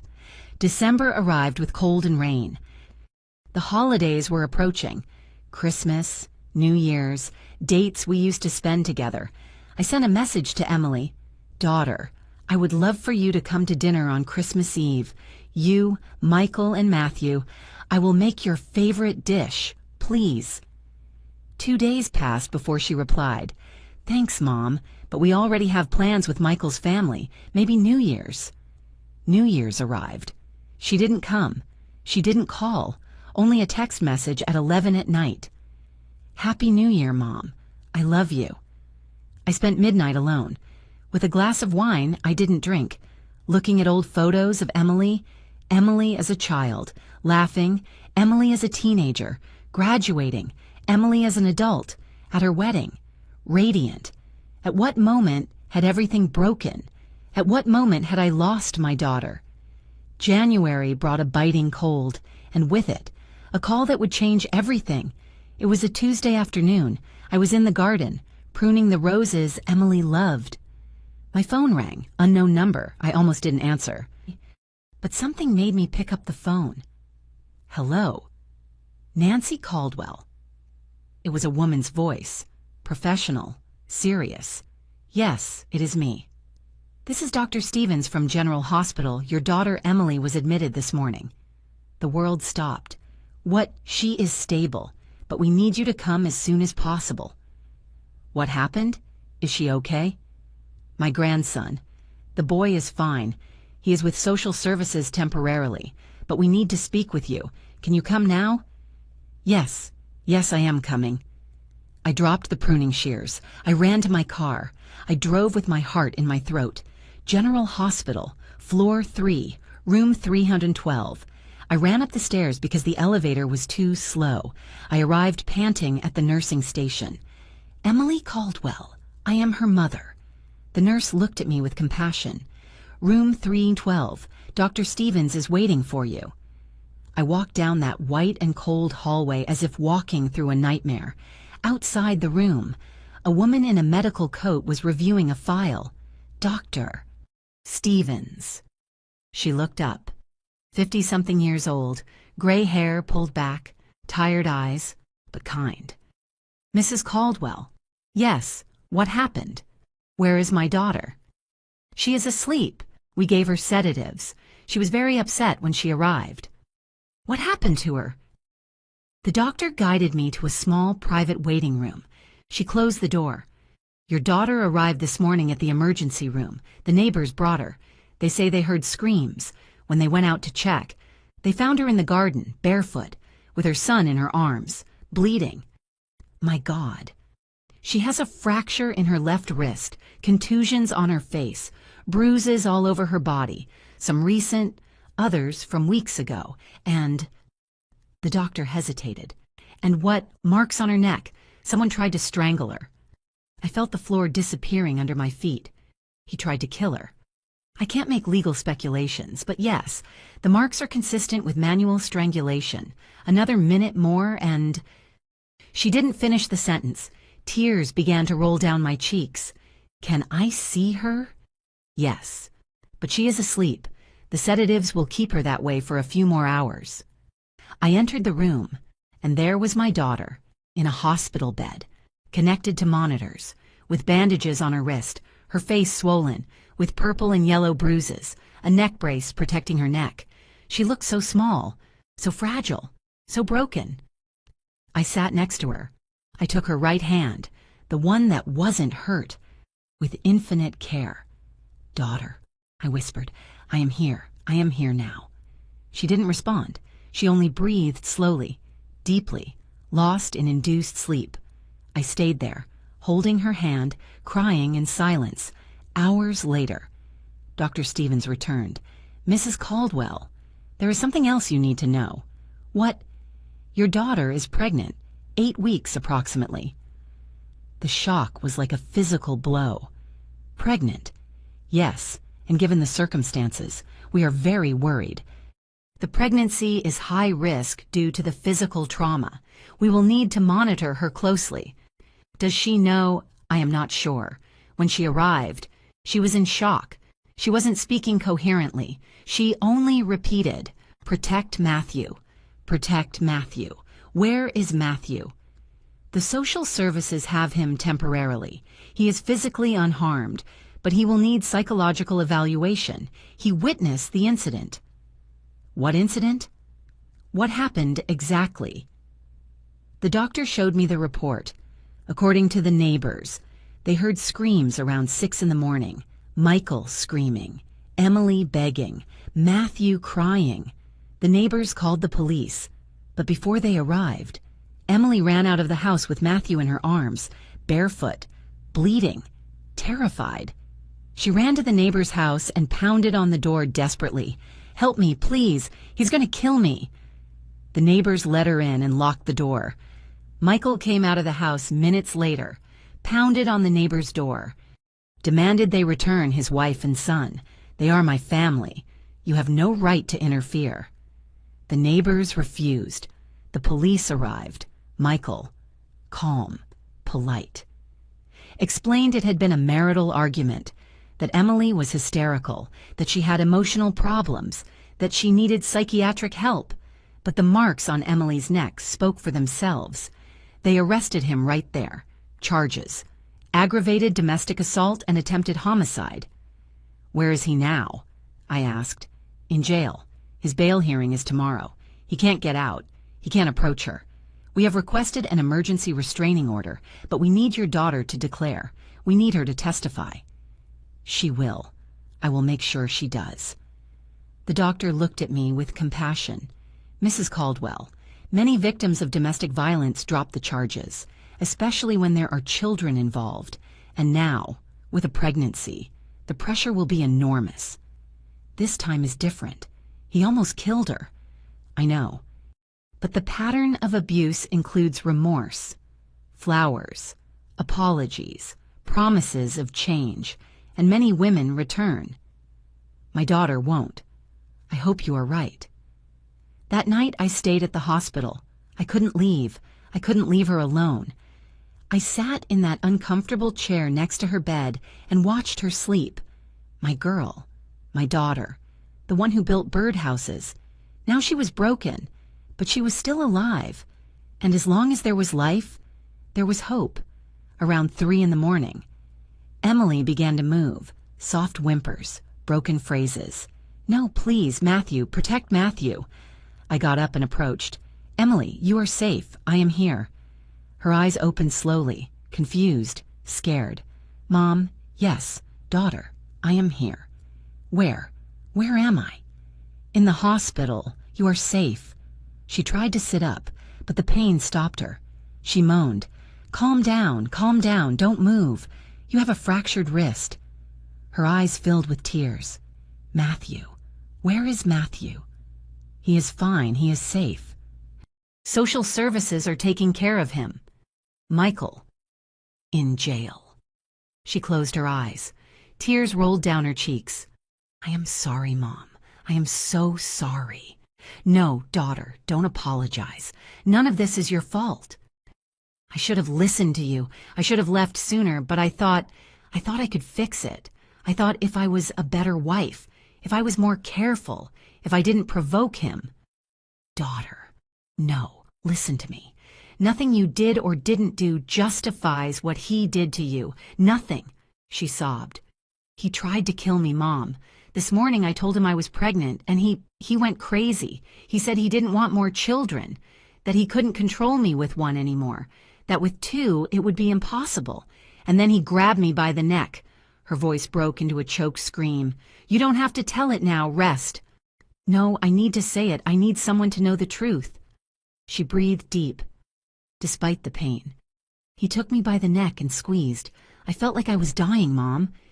I saw black spots, I heard Matthew screaming, and I thought, my children are going to grow up without a mother. They are going to believe this is normal. They are going to repeat the cycle. But you didn't. You survived. He let me go. I don't know why. Maybe he heard Matthew. Maybe he got scared, but he let me go. And in that moment, I knew that if I didn't leave that house, I was going to die. Maybe not that day, but soon. You did the right thing, daughter. I took Matthew and ran. I didn't even put on shoes. I just ran, and Michael came out behind me screaming, if you leave, you will regret it. I am going to take the children away. I am going to destroy you. He can't do anything to you now. Are you sure? Her voice was so small, so scared. Yes, he is in jail. There is a restraining order, and this time you are going to testify. You are going to make sure he can't hurt you again. She looked at me with eyes full of fear. What if he gets out? What if he finds me? He won't. I'm going to protect you. You are coming to my house. You, Matthew, and that baby coming on the way. You are going to be safe. You know about the baby. The doctor told me. New tears. I don't know if I can, Mom. I don't know if I can bring another child into this world. Not after everything Matthew has seen. Matthew is going to be fine. You are going to be fine. We are going to heal together, as a family. She clung to my hand. Do you really believe that? Yes, daughter, I believe it. We stayed like that, with hands intertwined, crying together, for the lost time, for the suffered pain, for the courage it took to leave, and for the hope that the worst was behind us. But deep in my heart, I knew this wasn't over. Michael wasn't one to give up easily, and the real battle was just beginning. The next day, early in the morning, a detective arrived, Detective Miller, 40-something years old, serious look. Notebook in hand. Mrs. Caldwell, is your daughter in condition to speak? Yes, but I need to be present. Of course. We entered the room. Emily was awake, looking out the window. Emily, this is Detective Miller. He needs your statement. She nodded, nervous. The detective sat down. Emily, I know this is difficult, but I need you to tell me in your own words what happened yesterday morning. Emily breathed deep and started speaking. She told everything. The years of abuse, the threats, the control, the cameras, the isolation, and finally, the attempted strangulation. The detective took notes without interrupting. When she finished, he closed his notebook. Thank you, Emily. This is enough to maintain charges. Michael Mendez will face trial for aggravated domestic assault and attempted homicide. Is he going to get out on bail? I asked. His hearing is this afternoon. We are going to argue he is a danger to the victim, with your testimony and the medical evidence. It is likely they will deny him bail. Likely, not sure. It is never sure, Mrs. Caldwell, but we will do everything possible. After the detective left, Emily looked at me. Mom, I am scared. I know, daughter. What if he gets out? What if he fulfills his threats? He won't, not this time. I took out my phone. Remember the photograph I showed you months ago? She nodded. I have it. And I have the recording of the meeting at your house. where Michael threatened to sue you, where he admitted he exploded. Everything is documented. Why didn't you tell me? Because you needed to be ready, and now you are. For the first time in a long time. I saw something in my daughter's eyes. It wasn't fear. It was determination. I am going to testify, Mom. I am going to make sure he pays for everything he did. That is how you talk. I took her hand. Daughter, this is going to be hard. There will be pressure. His family is going to try to make you change your mind. They are going to say you are destroying a family, to think of Matthew, to think of the baby. I already thought of them. That is why I am doing this. So they grow up knowing abuse is not tolerated, that women are not property, that we deserve respect. I felt my heart swell with pride. There she was, the brave woman I had raised, the one who built birdhouses, the one who dreamed of creating safe spaces. She had been there all along. She just needed to find the strength to come out, and finally she had done it. Emily spent 3 days in the hospital, 3 days in which I saw my daughter transform slowly, not back to who she was before. That would be impossible. No one goes back to being the same after surviving what she survived. But I saw something more valuable than lost innocence. I saw wisdom. I saw strength. I saw a woman who had touched the darkest bottom and decided to rise. Michael's bail hearing was on Wednesday. Emily couldn't attend. She was still hospitalized. But I went. I sat in that cold courtroom, surrounded by lawyers, family members, people waiting for justice, and I saw him enter, Michael Mendez, with handcuffs on his hands, orange prison uniform, but maintaining that arrogant posture, that look that said, "This is just a misunderstanding." His father was there, Mr. Robert, sitting in the front row, with an expensive suit and indignant expression. Mrs. Linda hadn't come. I wondered if she had ever had the choice. The judge entered. We all stood up. The prosecutor presented the case. Attempted homicide, aggravated domestic assault, documented pattern of abuse. Your Honor, the defendant is a clear and present danger to the victim. He has financial resources to flee. He has motives to intimidate witnesses. We request bail be denied. Michael's lawyer stood up, a man in his 50s, perfect tie, leather briefcase. Your Honor, my client is a respected engineer, no criminal record, with community ties. This was an isolated incident product of marital tensions. My client is willing to submit to intensive therapy, to use an electronic ankle bracelet, to comply with any condition the court imposes. Keeping him in preventive prison would be excessive. The prosecutor responded immediately.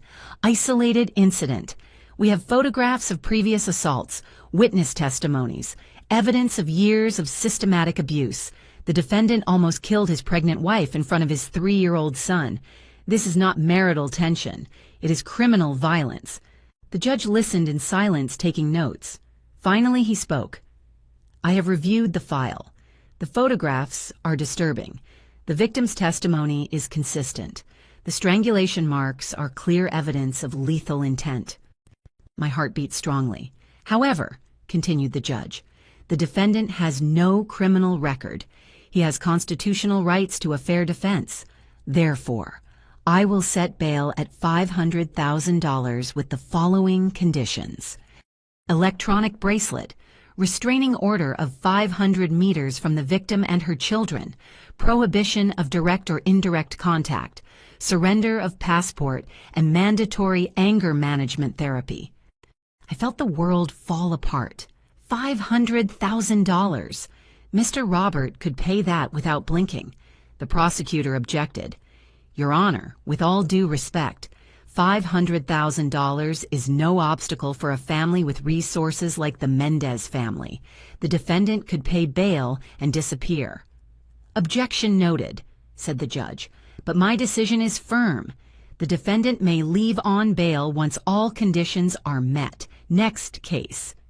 He banged the gavel. I left that room trembling. Michael was going to get out. Maybe not today. Maybe not tomorrow, but soon. And when he got out, he would come for Emily. Not physically, maybe, but he would come. I ran to the hospital. I entered Emily's room panting. She saw me and knew immediately. Did they give him bail? Yes. How much? $500,000. His father can pay that. I know. She brought her healthy hand to her belly in an instinctive protective gesture. How much time do we have? I don't know, maybe a few days, a week at most. Then we have to move fast. Move a daughter. You are still in the hospital. I don't care. I need to get out of here. I need to get Matthew back. I need to leave before Michael gets out. Leave to where? To your house. You said it would always be open for me. And it is. Of course it is. Then get me out of here, please. I spoke with Dr. Stevens. I explained the situation. Medically, she would need to stay at least 2 more days, she said. But I understand the circumstances. If she signs a document releasing the hospital from liability, I can discharge her today, with strict rest instructions. I will sign it, said Emily without hesitation. Very well, I will prepare the paperwork.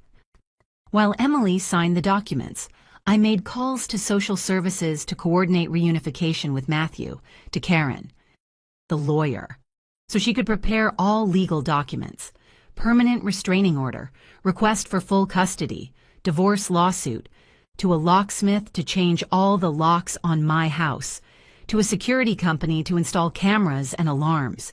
I wasn't going to let Michael get close. Never again. That afternoon, Emily left the hospital, with her arm in a sling, bruises still visible on her face, but with her head high. I took her directly to social services. Matthew was in a waiting room, playing with colored blocks under the supervision of a social worker. When he saw Emily, he dropped the blocks. "Mommy!" His trembling little voice broke my heart. "Yes, my love, it is Mommy." Emily knelt down, ignoring the pain. She opened her healthy arm. Matthew ran to her and threw himself into her arms, crying. "Mommy, Mommy, Mommy, I am here, baby, I am here." She hugged him tightly, kissing his head, his cheeks, whispering words of comfort. "We aren't going back to that house anymore." "Right, Mommy?" asked Matthew with a small voice. "No, my love, never." "And Daddy?" Emily stayed quiet for a moment. Then, with a firm but soft voice, she replied, "Daddy did things that are not right, and now he has to learn that that is not done. But you don't have to worry about anything. Mommy is going to protect you. Grandma is going to protect you. You are safe." "Promise, promise." She sealed it with a kiss on the forehead. The social worker gave us the temporary reunification documents. Emily has emergency custody. Michael Mendez has no right to unsupervised visits while facing criminal charges. If he tries to contact the minor, call the police immediately. We signed everything. And finally, after days of nightmare, we went home, my house, which now would be their house. We arrived at dusk. The locksmith had already finished. New locks, new keys. The security cameras were installed, monitoring the front door, the garden, the rear access. Any movement would trigger an alert on my phone. I prepared the guest room for Emily and Matthew. Clean sheets, soft towels, fresh flowers on the nightstand. "Welcome home, daughter." Emily looked around with tears in her eyes. "Thanks, Mom, for everything, for not giving up on me, for being here when I could finally get out." "I will always be here." That night we had a simple dinner: chicken soup, toast, chamomile tea. Matthew fell asleep on the sofa at 8, emotionally exhausted. I carried him to bed. I put on his favorite pajamas we had rescued from the house. I tucked him in carefully. "Grandma," he murmured, half asleep. "Yes, my love. Will I not have nightmares anymore?" "Maybe you will still have some, but I will be here, and your mommy too. And when you are scared, you call us, and we come running." "Okay, okay." I kissed him on the forehead. I left the room and found Emily in the living room, looking out the window. I sat next to her. "How do you feel?" "I don't know." "Relieved." scared, angry, all at the same time. It is normal. When does it stop hurting, Mom?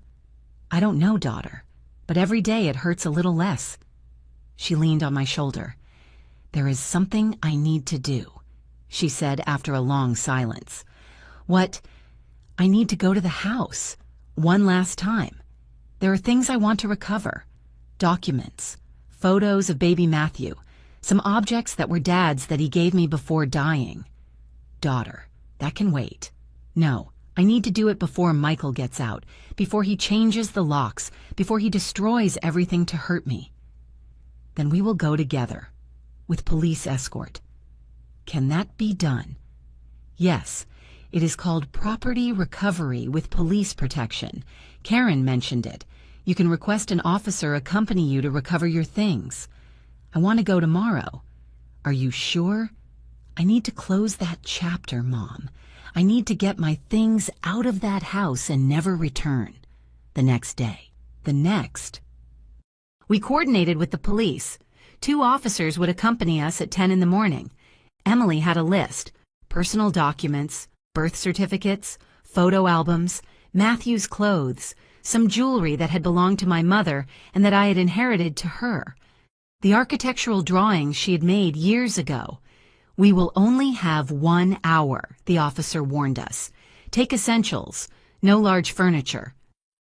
We arrived at the house, that beautiful house with the perfect garden and fountain at the entrance. That house that had been her prison. Emily stayed in the car for a moment, looking at it. Are you ready? I asked. Yes. The officers opened the door with Emily's key. We entered. Everything was exactly as she had left it the morning of the emergency. Dishes in the sink, Matthew's toys on the floor, a half-finished cup of coffee on the table, as if time had stopped. Emily walked slowly through the house, touching the walls, the furniture. I thought this house was my dream, she whispered. But it was my nightmare. We went up to the master bedroom. Emily opened the closet, took out a large suitcase, started packing systematically. Essential clothes, documents from the safe, jewelry, photo albums. I helped her in silence. Then she found something, a shoebox hidden at the back of the closet. She opened it. Inside were more photographs, photographs she herself had taken of her wounds over the years, dozens of them, bruises, cuts, marks, each one dated on the back with trembling handwriting. January 15, 2022. He pushed me against the door. March 3, 2022. He pulled my arm hard. July 28, 2022. He slapped me when I contradicted his father. Meticulous documentation of her own suffering. Daughter, why did you keep all this? Because deep down I knew someday I would need it, that someday I would have to prove it. I don't know. I think it was my way of not going crazy, of reminding myself that it was happening, that I wasn't imagining it. This is crucial evidence. I know. She put the box in the suitcase. We went down to the living room. On the table was an envelope, with Emily's name written in Michael's handwriting. She took it with trembling hands. She opened it. Inside was a letter. She started reading it aloud, but her voice broke. I took the letter and read, Emily, I know you are angry. I know you hate me now, but you need to know that everything I did was for love, because I love you too much, because I can't live without you. Yes, I made a mistake. I admit it. I lost control. But you also provoke me. You drive me crazy with your attitude, with your defiance, with your disobedience. If you had been the wife you promised to be, none of this would have happened. But there is still time. We can fix this. Drop the charges. Come home. We can go to therapy together. We can start over. Think of Matthew. Think of our baby. Do you really want them to grow up without a father? Do you want to destroy our family? I will forgive you if you forgive me. But if you insist on continuing with this, if you testify against me, if you put me in jail, you will regret it. I have lawyers. I have resources. I am going to fight for custody. I am going to prove you are an unstable mother, that you have mental problems, that you are unfit, and I will win. Because I always win. The choice is yours, Emily. Family or war, M. The silence that followed was terrifying. Emily was trembling. He is threatening me, even from jail. Yes. What if he is right? What if he takes the kids away? He won't. How do you know? Because now you have evidence. You have photos. You have testimonies. You have his own letter admitting he lost control and threatening you. This is legal gold, daughter. This demonstrates pattern of abuse and intimidating behavior. Emily breathed deep, folded the letter carefully, put it in her purse. You are right. I am not afraid anymore. Are you sure? Yes. Her voice was firm now. I am not going to let him control me anymore. Not with threats, not with manipulation, not with anything. We finished packing. 3 large suitcases, 2 boxes of documents, the photo albums. The officers helped us load everything into the car before leaving. Emily stood at the entrance, looking at the house one last time. Do you want to go in again? I asked. No, I just want to remember it, so I never forget, so I never return. She took something out of her pocket, the house key. She left it on the mailbox at the entrance. I don't need it anymore, she said, and got into the car. We drove back in silence, but it was a different silence. It wasn't the silence of fear, it was the silence of transformation. My daughter had entered that house as a victim for the last time and had left as a survivor. That night, while Matthew slept and Emily rested, I received a message from Karen. Nancy? Michael paid bail. He gets out tomorrow. I felt a chill, but immediately sent another message. We are ready. Let him come. We aren't afraid of him anymore. And it was true, because this time we had something he didn't expect. Evidence, determination, and the truth on our side. Justice would be slow, but it would come. Michael got out of jail on a Friday afternoon. I knew because the security cameras at my house captured an unknown car, passing slowly in front of the entrance. 3 times. It didn't stop, didn't ring the bell, no one got out. But the message was clear. I know where you are. Emily saw the recordings and turned pale. He is violating the restraining order. Technically, no, explained Karen on the phone. The order specifies he can't approach within 500 meters. If he just passed by on the street without stopping, it is in a gray area. Gray area. He is intimidating us. I know, but we need more solid evidence. For now, document everything. Every suspicious car, every strange call, every movement. And that is what we did. During the following weeks, we lived in a state of constant alert. Every noise made us jump. Every car that passed made us nervous. Matthew had nightmares every night. He woke up screaming, looking for his mother. Emily slept with him, hugging him, whispering that everything would be fine. But I saw the tiredness in her eyes, the weight of living with fear. Then the messages started. Not directly to Emily. That would have clearly violated the restraining order. But through other people. Her mother-in-law, Mrs. Linda, called her one day. Emily put the phone on speaker so I could hear. Emily, please. Michael is destroyed. He doesn't eat. He doesn't sleep. He just cries. Mrs. Linda, with all due respect, your son almost killed me. It was a mistake, a terrible mistake, but he regrets it. He is going to intensive therapy 2 times a week. He is taking medication. He is doing everything possible to change. I am glad he is receiving help, but that doesn't change what he did. Emily, think of your children. Matthew needs his father, and that baby you are expecting will also need him. My children need a living mother, and that is what I am going to give them. Don't be cruel, Emily. Don't destroy my son's life for a moment of weakness. A moment. It was years, Mrs. Linda. Years of abuse that you saw and never said anything. Silence on the other end of the line. "Because I know what marriages are like," said Mrs. Linda finally with a broken voice. "I know sometimes men lose control, but a good wife knows how to handle them, how to calm them, how not to provoke them. Listen to what you are saying.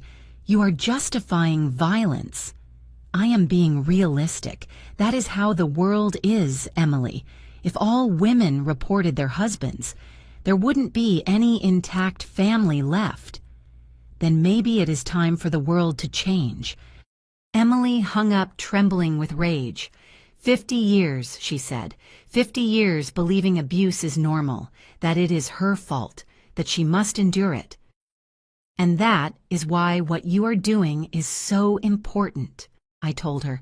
"You are breaking the cycle." Days passed. The trial approached. The prosecutor kept us informed of the process.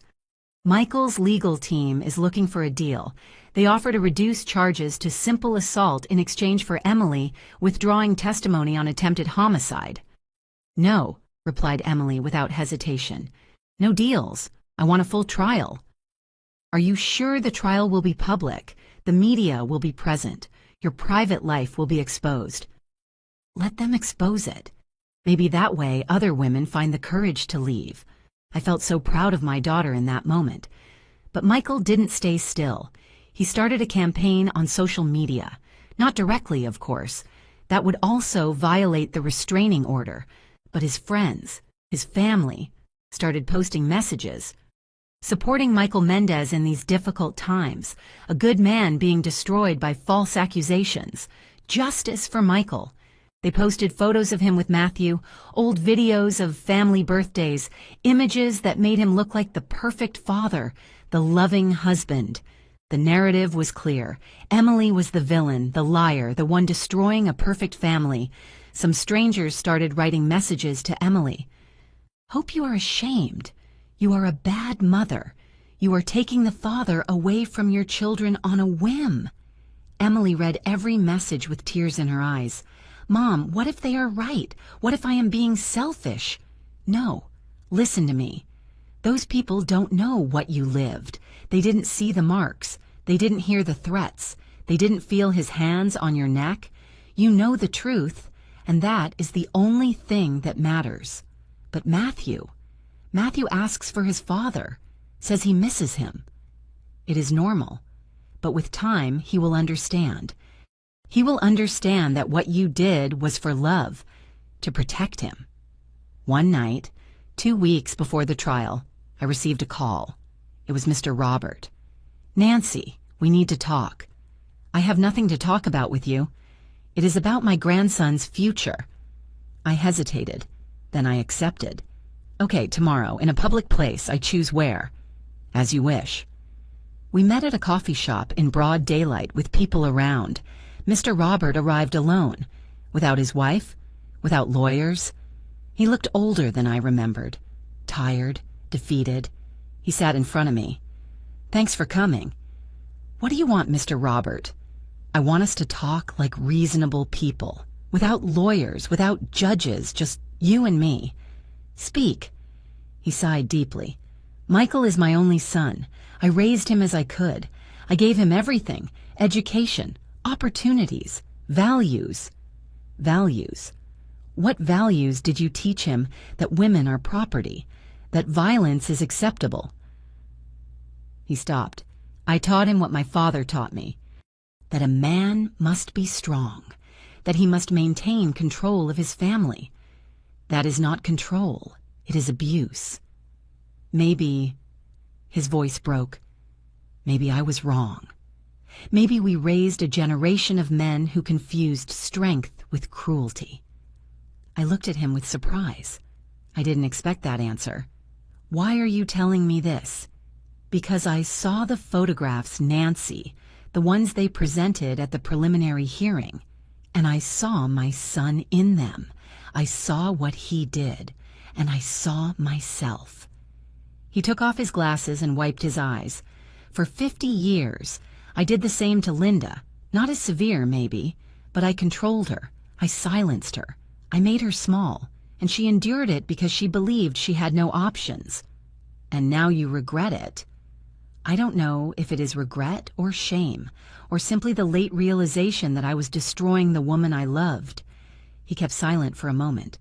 Linda is sick. Cancer. Stage 4. Doctors give her 6 months. I am sorry.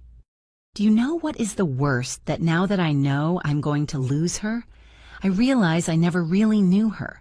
I never asked her what she dreamed, what she wanted, who she was beyond being my wife. Tears rolled down his cheeks. I don't want Michael to end up like me, alone, full of remorse, losing his family out of pride. Then help him change for real, not paying expensive lawyers to free him, but helping him recognize what he did, to face the consequences, to heal. And Emily, would you give my son a chance if he really changes? That is not my decision, it is hers. But I can tell you something. True change doesn't come after legal threats. It comes from genuine recognition of harm caused. And so far, your son has only shown manipulation and victimization. Mr. Robert nodded slowly. You are right. So, what are you going to do? I don't know yet, but thanks for listening to me. He stood up to leave, but before doing so, he turned. Nancy, one more thing. Tell Emily I am sorry for applauding that night at the restaurant, for saying she had to know her place. I am ashamed of those words now. Tell her yourself, in a letter, without demands, without manipulation. Just an honest apology. I will do it. And he left. I told Emily about the conversation. Do you think he is sincere? She asked. I don't know, daughter, but at least it is a start. At least he recognized something is wrong. 2 weeks later, the day of the trial arrived. The room was full. Press, family members, curious people. Michael entered with an impeccable suit, hair combed, serious but controlled expression. Emily entered with a simple blue dress, without excessive makeup, without trying to hide anything. The marks on her face had already healed, but the invisible scars remained. The trial lasted 3 days. The prosecutor presented devastating evidence. The photographs Emily had kept for years, Jessica's testimony, the nanny, the medical reports from the hospital, the audio recording where Michael threatened to take the children away, the intimidating letter he left at the house, and finally, Emily's testimony. She went up to the stand with her right hand on the Bible. Do you swear to tell the truth, the whole truth, and nothing but the truth? I swear. And she told her story, without crying, without drama, just the truth. Years of progressive abuse, of economic control, of social isolation, of physical and emotional violence, of the moment she felt his hands on her neck and thought she was going to die. The room was in absolute silence. Some reporters were crying. The jury listened with grave expressions. And Michael kept his gaze low. His lawyer tried to discredit the testimony. Isn't it true you provoked my client? No. Isn't it true you were also violent? Never. Isn't it true you are lying to gain advantage in the divorce? I am not lying and I don't need to lie. The truth is enough. The lawyer couldn't break her. Then it was Michael's turn to testify. He went up to the stand with confidence, but when the prosecutor started interrogating him, something changed. Mr. Mendez, do you recognize these photographs? She showed him the images of Emily with bruises. Yes. Did you cause these injuries? Silence. Mr. Mendez, answer the question. I sometimes lost control. Did you lose control or choose to be violent? It was stress. Work pressure. She didn't understand. So you blame the victim. No, I assume responsibility for my actions. Is that why you sent this letter threatening her? She showed him the letter. Michael turned pale. I was angry. You were intimidating a witness. That is a federal crime. His lawyer stood up.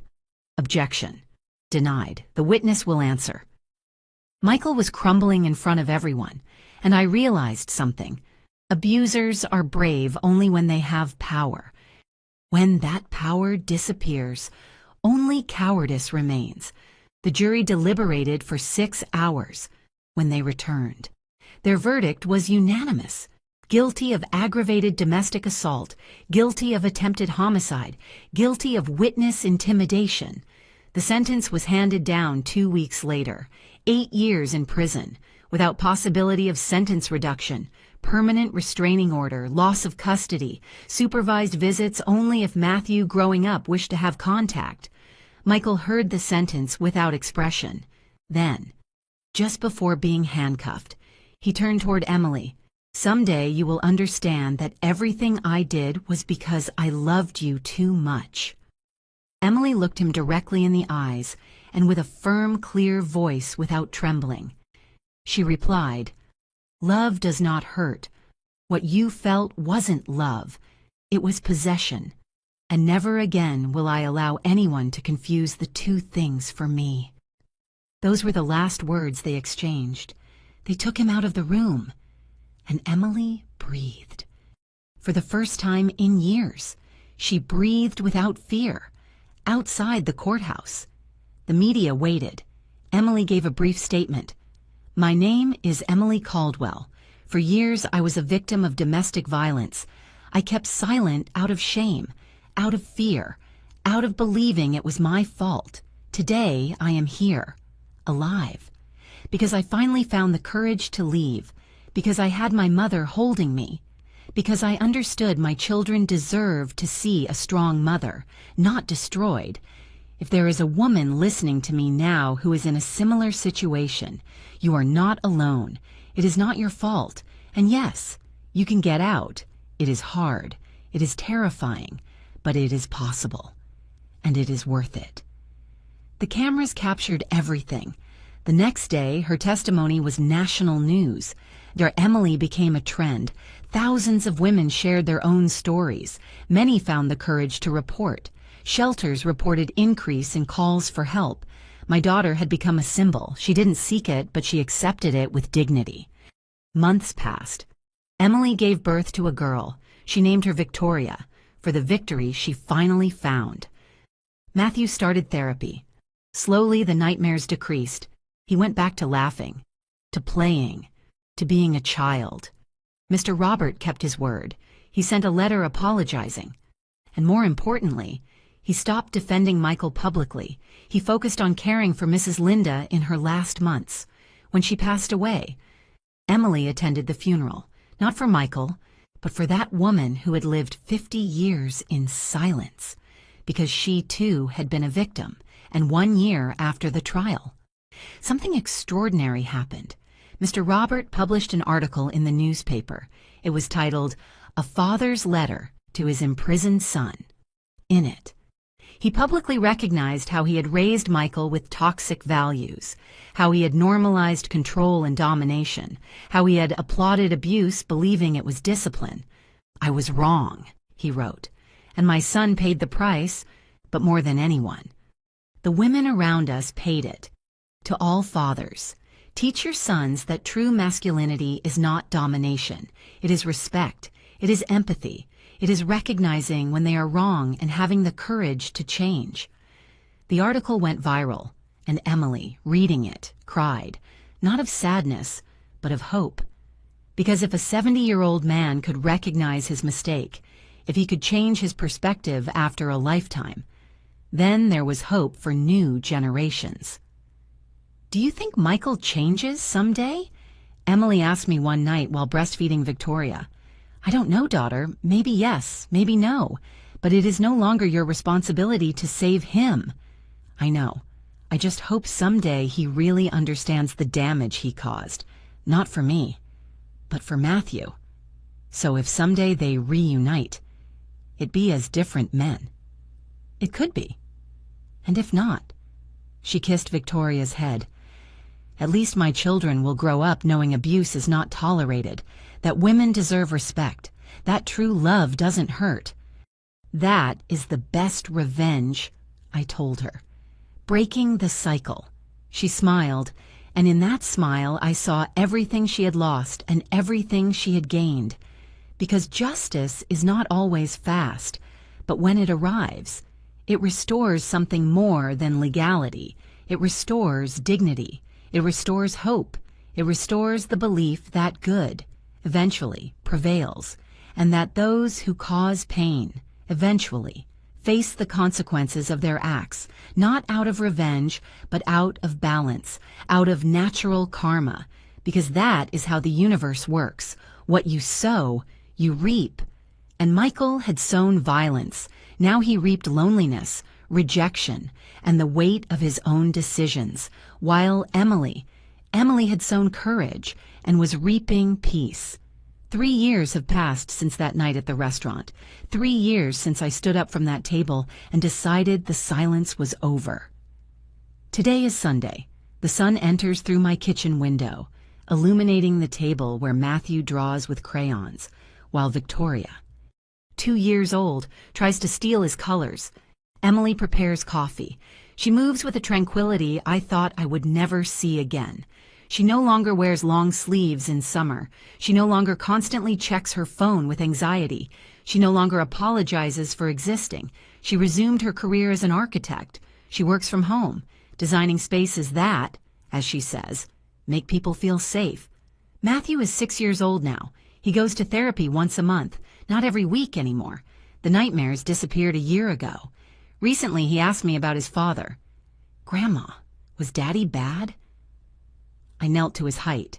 "Your daddy did bad things, but that doesn't mean he didn't love you. It just means he was lost and hurt the people he loved." And am I going to be like him when I grow up? No, my love, because you already know something that took him many years to learn.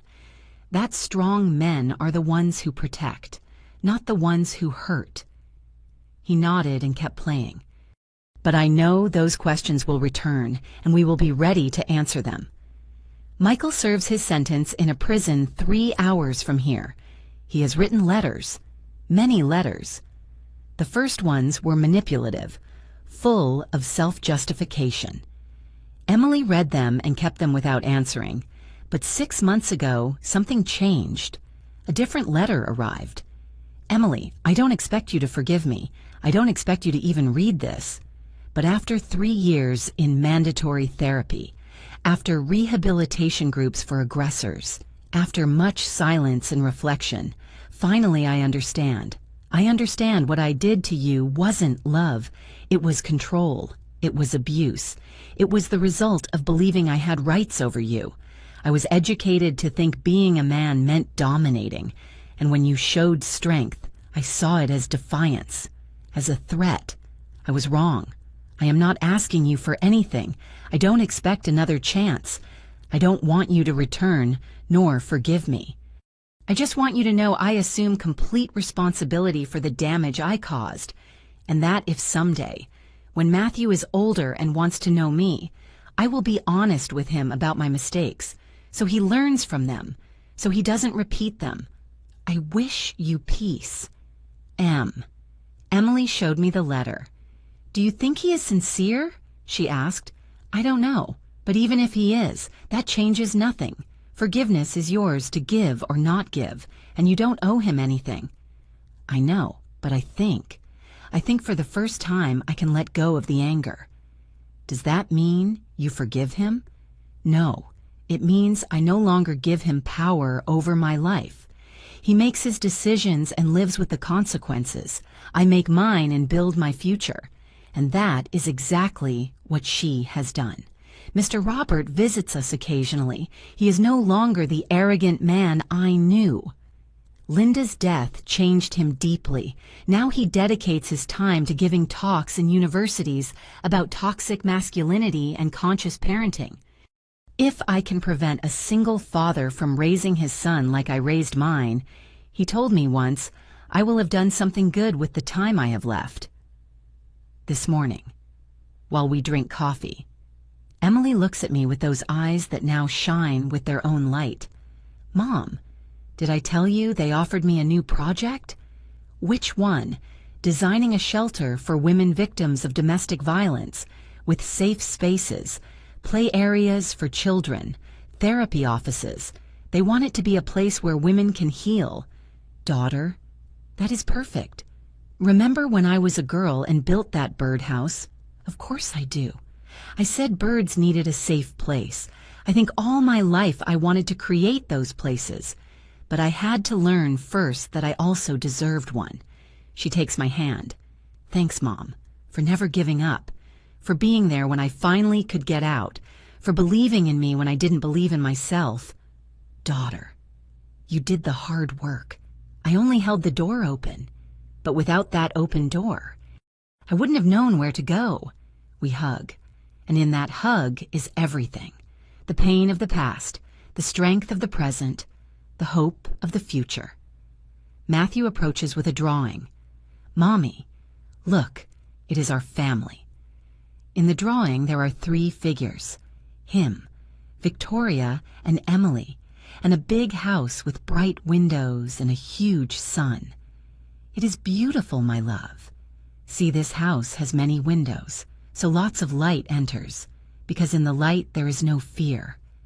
Emily looks at me with tears in her eyes. Even the children understand. Darkness was where they lived, but light is where they are healing.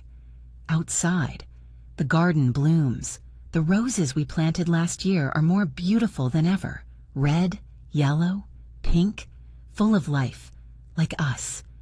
If my story helps a single woman open her eyes, to find the courage to leave, to understand she deserves love without pain, then every tear, every moment of fear, every sleepless night will have been worth it, because silence kills, but truth liberates. And sometimes, all we need is an extended hand, an open door, a voice that says, I believe you. You are not alone. You can get out. I was that voice for my daughter. Will you be that voice for someone else? Justice arrived, not as revenge, but as natural balance. Michael lost his liberty, his family, his reputation. Emily won her dignity, her peace, her future. And we learned that true love doesn't control, doesn't hurt, doesn't destroy. True love liberates, protects, builds. This is my story, the story of a mother who didn't give up and of a daughter who found the courage to fly. Thanks for listening to me until the end. If this story touched your heart, subscribe and activate the bell to listen to more stories of women who transformed their pain into wisdom. Elderly stories, every day, a woman, a life lesson. Share this story with someone you love.